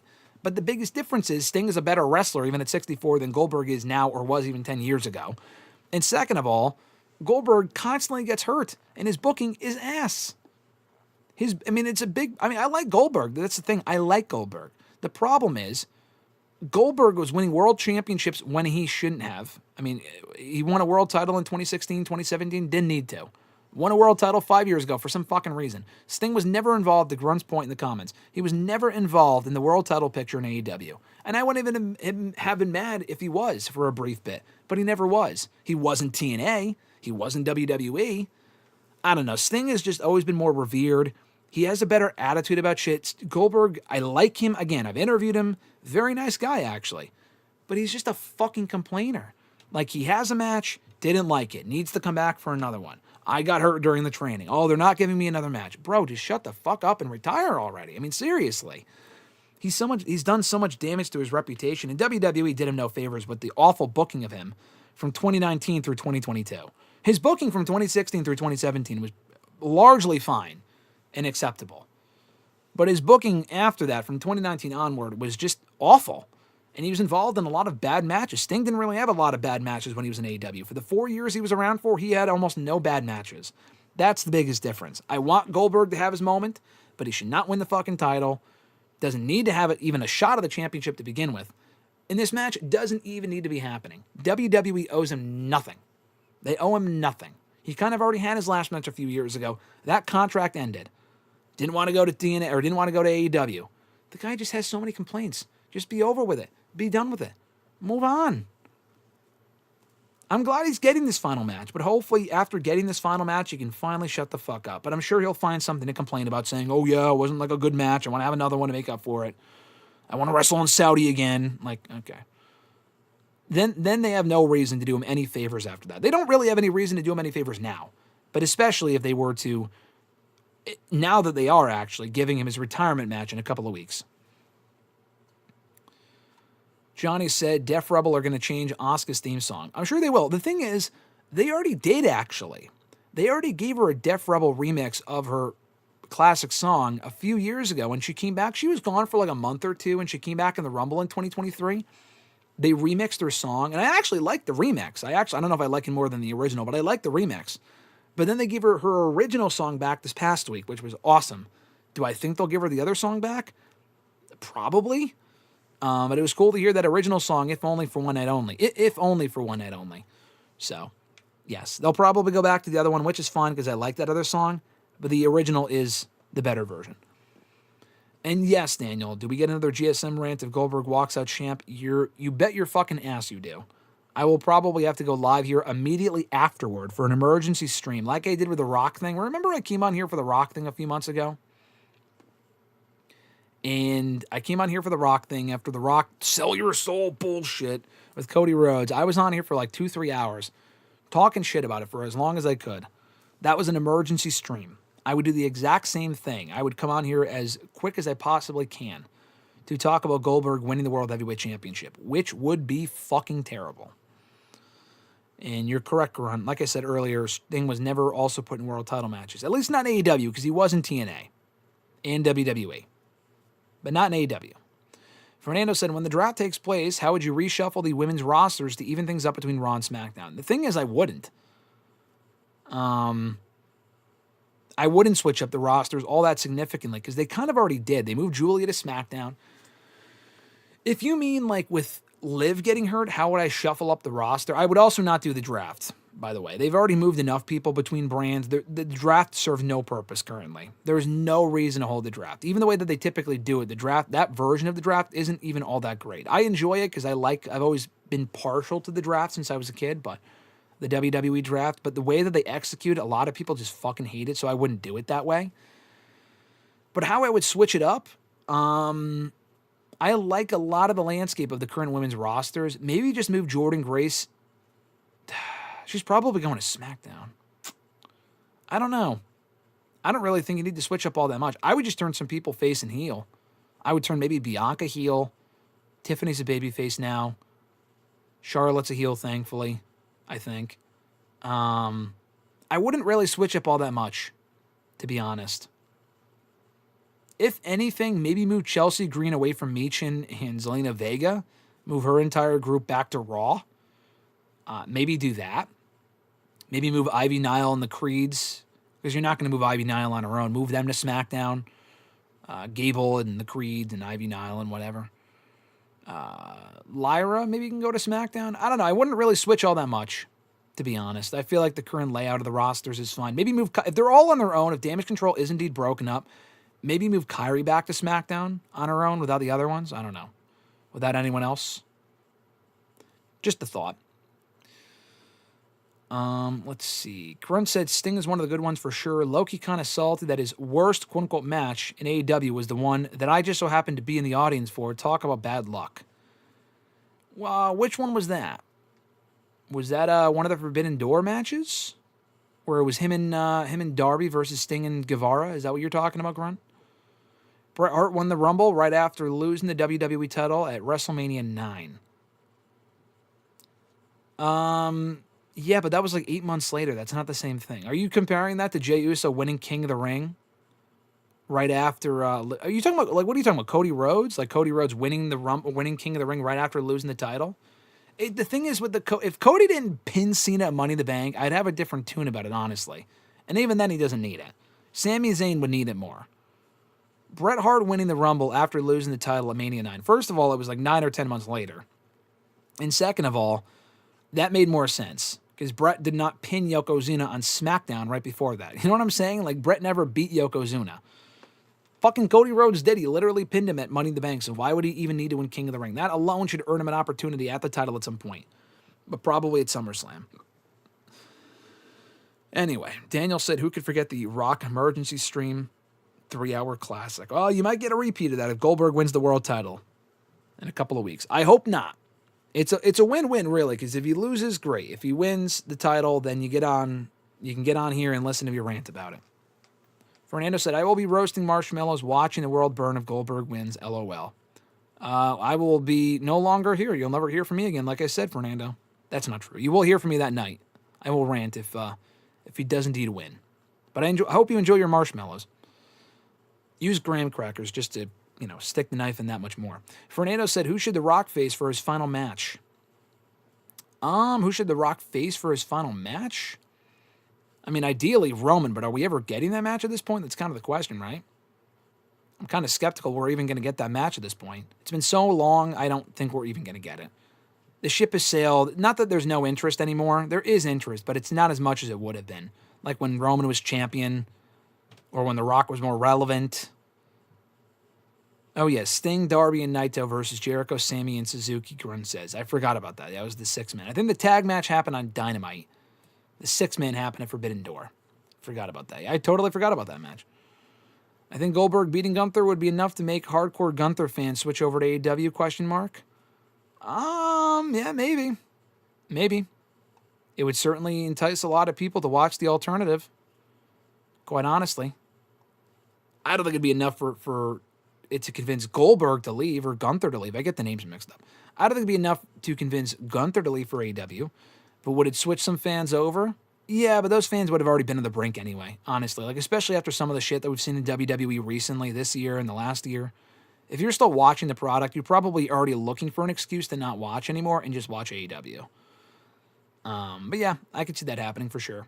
When Goldberg, I don't know if she's still here, but Alexis might still be here. When Goldberg won the Universal Championship back in 2020, it was enough. I mean, she doesn't really watch SmackDown now as it is anyway. But Alexis refused to watch SmackDown for months on end because he won the Universal Championship at Super Showdown in 2020. Because she obviously loves Bray Wyatt / The Fiend. It was a pretty dumb decision. It was so bad, she literally did not watch SmackDown for months after that. That is how bad that booking decision was. I don't think she'd feel the same about Goldberg winning now. It was more so that situation, but I mean, I would feel similarly if it happened to Gunther, because it'd be pretty fucking dumb. Fernando said, my bad. I thought it was a much shorter gap between Mania 9 and King of the Ring. But did Bret win? I guess Bret did win King of the... No, actually, he didn't win King of the Ring in 94. He lost the championship. Hold on. Did Bret win King of the Ring in 93? He might have. The thing with King of the Ring in 93 was that you weren't getting a title shot, though. If he lost the title at Mania 9 and won King of the Ring, I don't care. I mean, that's fine.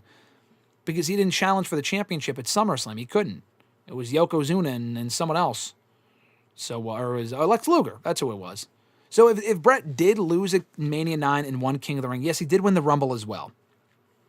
But if he won King of the Ring also right before winning the Rumble, that's not the same thing to me because he didn't win a title shot from that and didn't get the rematch with Yokozuna at SummerSlam to dethrone him. And again, he didn't pin Yokozuna before winning the title from him at WrestleMania. That's the part about it that doesn't make sense. Okay, so we did win King of the Ring in 93. All right. But it's not the same thing, though. I know you're saying, okay, Cody lost the title at Mania. And yes, I think Daniel correct. I think Brett did repeat his King of the Ring in 92 and 93. It's not the same thing. My issue is, like I said a moment ago, if Cody had lost the belt at Mania and then won King of the Ring, that doesn't make a whole lot of... That makes sense. Like, it doesn't really bother me all that much. But the fact is, he already pinned the fucking champion. Yokozuna was not pinned by Brett in between winning King of the Ring and the Rumble and losing the belt. Like, he did not pin Yokozuna at all until he finally took the belt back from him at WrestleMania. Alexis attesting to what I said. She hated Goldberg back then. Yes, LOL. He never pinned Goldberg. Or he never pinned Yokozuna. He didn't pin Goldberg either, I don't think, in WWE, but he never pinned Yokozuna. He didn't pin Yokozuna before getting the belt back from him. Cody, why would you need to win King of the Ring to earn a title shot when you already pinned the champion? And when you already have an option of someone that could win King of the Ring instead, that makes just as much sense. That's what I'm saying. I will not hate Cody if he wins King of the Ring, but it just doesn't make as much sense as Sami when he already fucking earned an opportunity by pinning the champion. If you weren't going to, like, if Cody's going to win King of the Ring, then don't have him pin Cena at Money in the Bank. Just have him pin Logan Paul. That would have made more sense. Grunt said had great matches, or he had great matches, Bret Hart did, with Razor, Mr. Perfect, and Bam Bam for King of the Ring in 93. Yes, that was probably one of the best King of the Ring runs of all time. Nathaniel said, I'm not interested in Rock versus Roman. Should have happened at 38, 39, not 40, but maybe 41. I agree. They fucking missed the boat. They'll do it when it's least convenient. It was least convenient at WrestleMania 40, and they were going to do it then. It will not be convenient at WrestleMania 42 because they'll have other plans, and now he'll want to come back and do it. It's like, make up your fucking mind. And he wasn't even doing anything this year is the funny thing. Like, he literally sat at home, he said, during Mania. He wasn't filming a movie. He could have done it. Chose not to. Fuck you.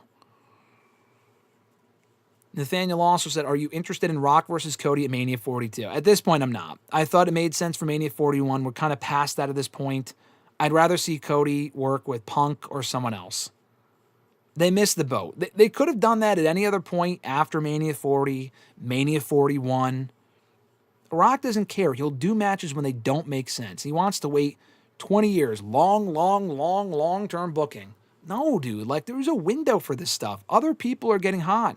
More relevant than you. Step aside. You're fucking 50-something. No, go away. The guy pinned Cody at Mania last year, and he never fucking got his win back, did Cody. It makes no sense. Makes no sense. He pinned Cody last year in the tag team match, the night before Cody became champion. You would think, okay, they even teased this on Raw the following night. Okay, Rock will get the shot against Cody either first or down the road or at Mania next year. They never went back to it. They just moved on. This isn't really the place to rant about that. I've already talked about this a million times, but it made no sense. Yeah, The Rock got too heavy and sunk the boat. Fuck him. Daniel said, if we're past the point of Rock and Roman, we're absolutely past Rock and Cody. I agree. Do I think they can make it work? Sure. But it's not really something that I even give a shit about. Oh, because he played a part in Cena selling his soul. They haven't even followed up on that. They never even followed up on that, so what's the point? Daniel said, at least Rocky Roman will always have the familial, what the fuck am I saying? The family link of a story to tell. Yes, you are correct, Daniel. You are right about that. They will always have that family link, the Samoan thing they can fall back on. But even that, like the story now, it doesn't even make sense. Because like when it would have made sense, when Roman was calling himself the tribal chief, he doesn't even really do that anymore. Yeah, he is the OTC, but it's not really the heel persona that he once had. They missed the boat on that too. They missed the boat on that too. And it's mostly largely The Rock's fault. It is almost entirely The Rock's fault. It is very funny to me how much of The Rock's fault that actually is. Oh, man, it is funny. We live in a funny time, my friends. We live in a funny time with Dwayne Johnson coming back at the absolute worst times. Maria said, we're going to wind down here in a moment. Maria said, Goldberg beating Brave at the World Championship was an awful decision. I'm against feeding hot young talent to past their prime talent. I couldn't agree more. I completely agree. Nathaniel said, I would love to see CM Punk beat Cena, but I think Cody will. Yeah, no, exactly. I would love to see Punk take the title in a surprise fashion at Night of Champions, but I think they're going to keep the belt on Cena until Cody gets it back at SummerSlam. That's fine. That sucks for Punk because he ain't winning that belt at SummerSlam. And thank you, Daniel, saying me ranting on Dwayne will never get old. I will forever have my Dwayne The Rock Johnson rant. The pivot. Got to pivot. It's got to pivot. The fucking arm. Oh, I got goosebumps. It's Rockin' Roman WrestleMania 38. I mean, say 38. That already passed. I meant to say 48. WrestleMania 48. WrestleMania 55. Like, no, dude. Fucking move on. It's ridiculous. This guy thinks he's the center of the universe. You're a mere rock in the garden of who gives a shit. Stop. Nathaniel said, what if Seth cost Punk the match in Night of Champions? Why would he? What's the point? I don't understand what the point would be. He could. Pencils down. You know what I say to that? I have my pencil. I'm putting my pencil up. That actually sounds weird. Pencil down for Dwayne. That's what he said. Pencils down. Fuck you, Dwayne. I'm keeping my pencil right here. Pencils down. We couldn't figure out a way to set up Rock and Roman that makes sense. So we'll just wait until next year when it makes even less sense. When we finally give Cody the championship. Fuck you. Like, do you not even watch the product, dude? I'm talking about Dwayne here. Does he even watch the product? The answer is no. A Punk Saudi championship with full bodysuit would be next level funny. Or championship celebration. Why did I say bodysuit? Oh, with full bodysuit. I see what you're saying. Yeah. Who could have imagined Punk winning a championship in Saudi Arabia? Who would have thought that even 5 years ago? 4 or 5 years ago? Not me. Fernando said, we might as well add Rock versus Roman to the list of matches that should have happened but never did. Probably, yeah. You can add that to the list because it probably won't. They had more than enough opportunities. They had an ample amount of opportunities, and they actively said, fuck you, we are not going to do it. We will give you... I mean, they could have even given Cody the championship at Mania 39, honestly, and then done Rock and Roman at Mania 40, or done it at 38, instead of having Roman face Brock for the millionth time in a match that wasn't even that great anyway. They didn't do it. They chose not to. Dwayne didn't want to come back, and that's his fault. Daniel said, got a long car ride to Key West, and you got me crying laughing. That's mission accomplished. That's always the goal, Daniel. I appreciate you saying that. Safe travels to Key West. Hope you have a great one. And I'm glad you're tuning along for the ride, by the way. I'm glad you're listening and chatting in as you're traveling. Oh, you can always rely on the Rock rants to pop Daniel. It's always my goal here. Micah said, hit that like button. Micah, first of all, great to see you in the chat. We are about to wind down here in a second. The show went way longer than I ever anticipated. This is a very lengthy episode of the show, but I appreciate you saying that. That does serve as a reminder, though, for anyone that hasn't already, please hit the like button. If you're here watching after the fact, please like the video. It would greatly mean a lot. One more time, as I mentioned at the start of the video and a little bit later on after that, Mr. Marceau could not join me here today. Had a last-minute conflict. We were literally planning on doing the show up until like 5 minutes before. I texted him the link to join the show, and then he texted me that he had a conflict. So otherwise, I would have tried to get someone else on with me here today. But I'm glad this worked out. We could do a solo show every now and again, because they can't always spend a whole ton of time on the chat and reviewing Dynamite, because I know Mr. Marceau doesn't watch Dynamite really. So I'm glad we got to talk a lot of AEW here today. Talk the Liv Morgan injury, Goldberg's return, King and Queen of the Ring, and a whole lot more. So if you missed it, go back and check that out. I would greatly appreciate it. But we should be back on track next Thursday with Mr. Marceau on June 26th. The couple days before, it's the pre-Night of Champions episode. So we should be back next week to preview Night of Champions and, and anything else going on in the world of wrestling. But before then, though, we will be live again, and barring any fucking emergency streams here on the channel. But we should be live again on Tuesday for #AskGSM episode 604, I want to say. 605, I think it's 604. We should be back for that coming up on Tuesday. Micah with the $5 super chat. Thanks so much, brother. I appreciate you saying that and sending the $5 super chat. He said, keep up the greater work, bro. What should WWE do with Punk at SummerSlam? First of all, thank you, Micah, as always. Second of all, what should WWE do with Punk at SummerSlam? Let's think. Let's map this out here for a moment. We're getting... Micah said, I missed it. I just got here. Well, there's plenty to go back and check out. as far as the stuff that I talked about with AEW and all the other stuff I was discussing, SmackDown going back to 2 hours. We discussed a lot here today. It was a pretty hefty episode, but plenty to listen to on the back end if you go back and listen to the rest of the show on audio or the video version. But as far as Punk at SummerSlam, Cena's probably facing Cody. Let's say Gunther faces Sammy, ? I don't know what you do with Jey Uso. I have no fucking clue. Seth Rollins is currently feuding with LA Knight. I don't think that goes all the way to SummerSlam. I don't think SummerSlam is where we see the Rollins cash in either.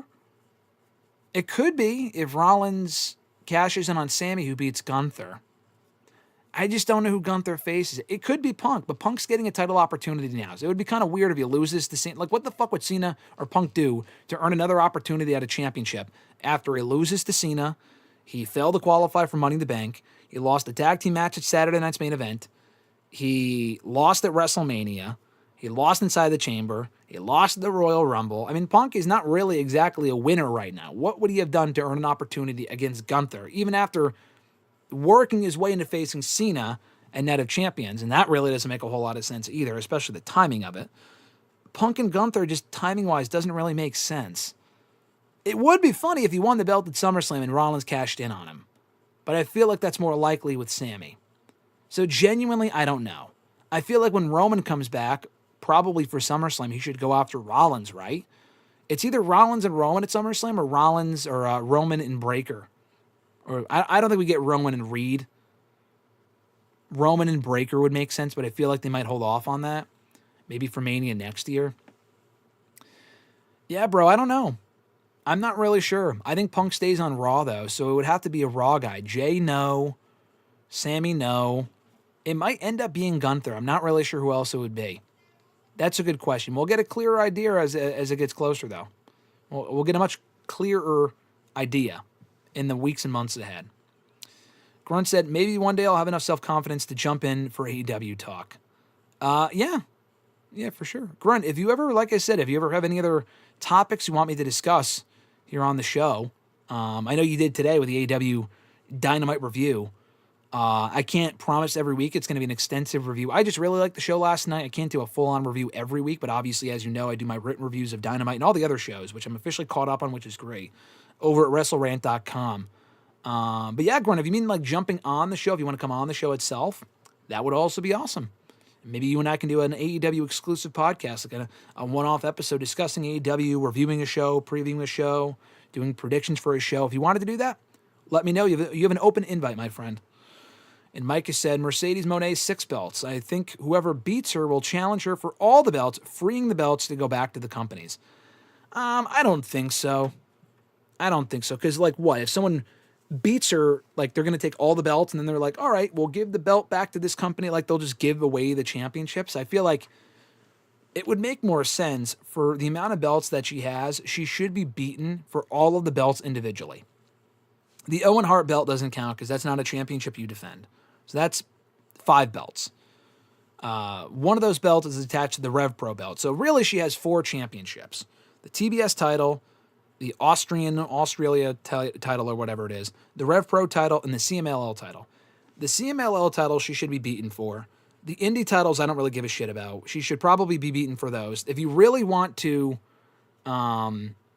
benefit people and benefit those promotions, she can't just win those belts and then vacate them. That's just fucking dumb. That doesn't really benefit those promotions. She should lose those belts to people in those promotions. And then the TBS championship, she should absolutely be beaten for. To vacate that after holding it for over a year would be lame. So hopefully that does not happen. I think she's going to start to lose the belts, like I said earlier, after beating Tony for her title. I hate to say that because I really don't want to see that happen. I'd much rather have Tony beat Mercedes, but Tony doesn't really benefit from being the one to beat Mercedes. That's the thing. I feel like it's a lose-lose. I'd much rather have Athena face Mercedes and then Athena taking the TBS title at All In, but we're not getting that, unfortunately. Alexis has to head out. She's going to Five Below. Well, enjoy Five Below. I'm about to head out as well. But yes, Five Below is indeed great. They do have some cool shirts, like Micah said, but they shrink bad after one wash. I mean, they're like $5, so that makes sense. But I'm about to head out as well. I appreciate you guys chatting in, joining us here today for a very lengthy episode of the show, almost 3 hours. We've been on here for 2 hours and 40 minutes, one of the longest episodes I've ever done. But we had a lot to discuss, so this was a blast. I appreciate you guys tuning in or watching or listening after the fact. Shout out to our channel members, Alexis, Miss Mone Matthews, Dillon, DiGiacomo, Mrs. Renee, DJ Swerve 1, Daniel Malcolm, you saw him there in the chat, at I'm Quarter on X, Mr. Marceau himself, who should be back on the show next Thursday with me, at RJ_Marceau on X as well, John Ritland, Real Honesty with John Ritland on YouTube, Richie, Red Planet Wrestling on YouTube as well, and Average Grunt, who we mentioned a moment ago, at the Average Grunt on X. If you want to consider signing up for a WrestleRant All Access Pass channel membership, only $5 a month, gets you top billing on shows like #AskGSM and WrestleRant Radio, which means if you have a topic you want me to discuss or a question you want me to answer before anyone else's or anything else, you can do so by becoming a channel member. You also get badges and emojis in the live chats, shout-outs at the beginning and end of every live stream that we do, early and ad-free access to certain videos, and a ton more. So please consider signing up for one of those.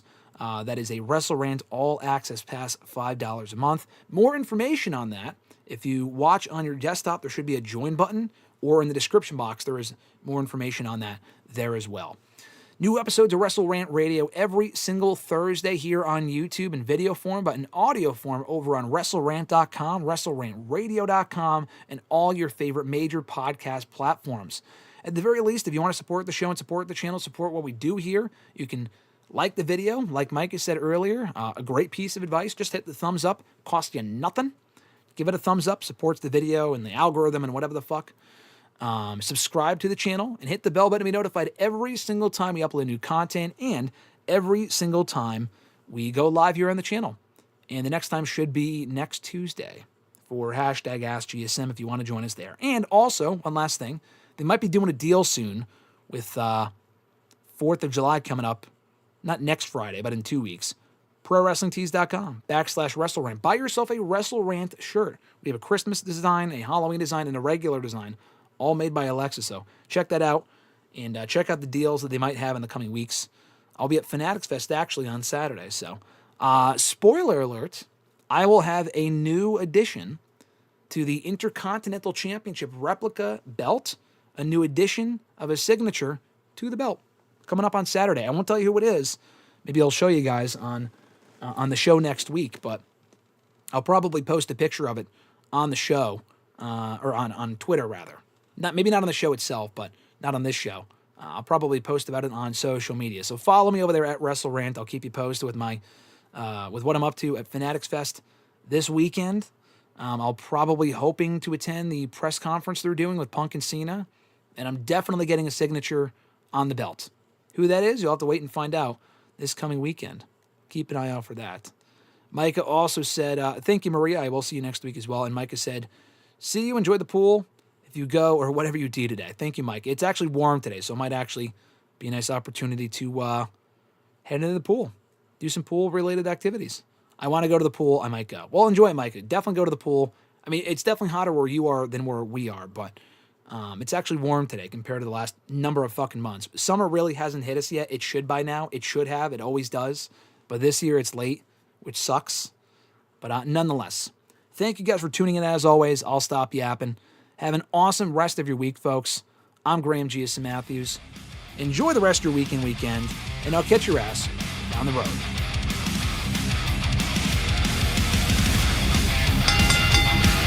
Join Graham GSM Matthews and RJ Marceau every Thursday as they run down their weekly wrestling rants, offer expert analysis, host exclusive interviews, and more. Subscribe today on all your favorite podcast platforms and never miss an episode of WrestleRant Radio.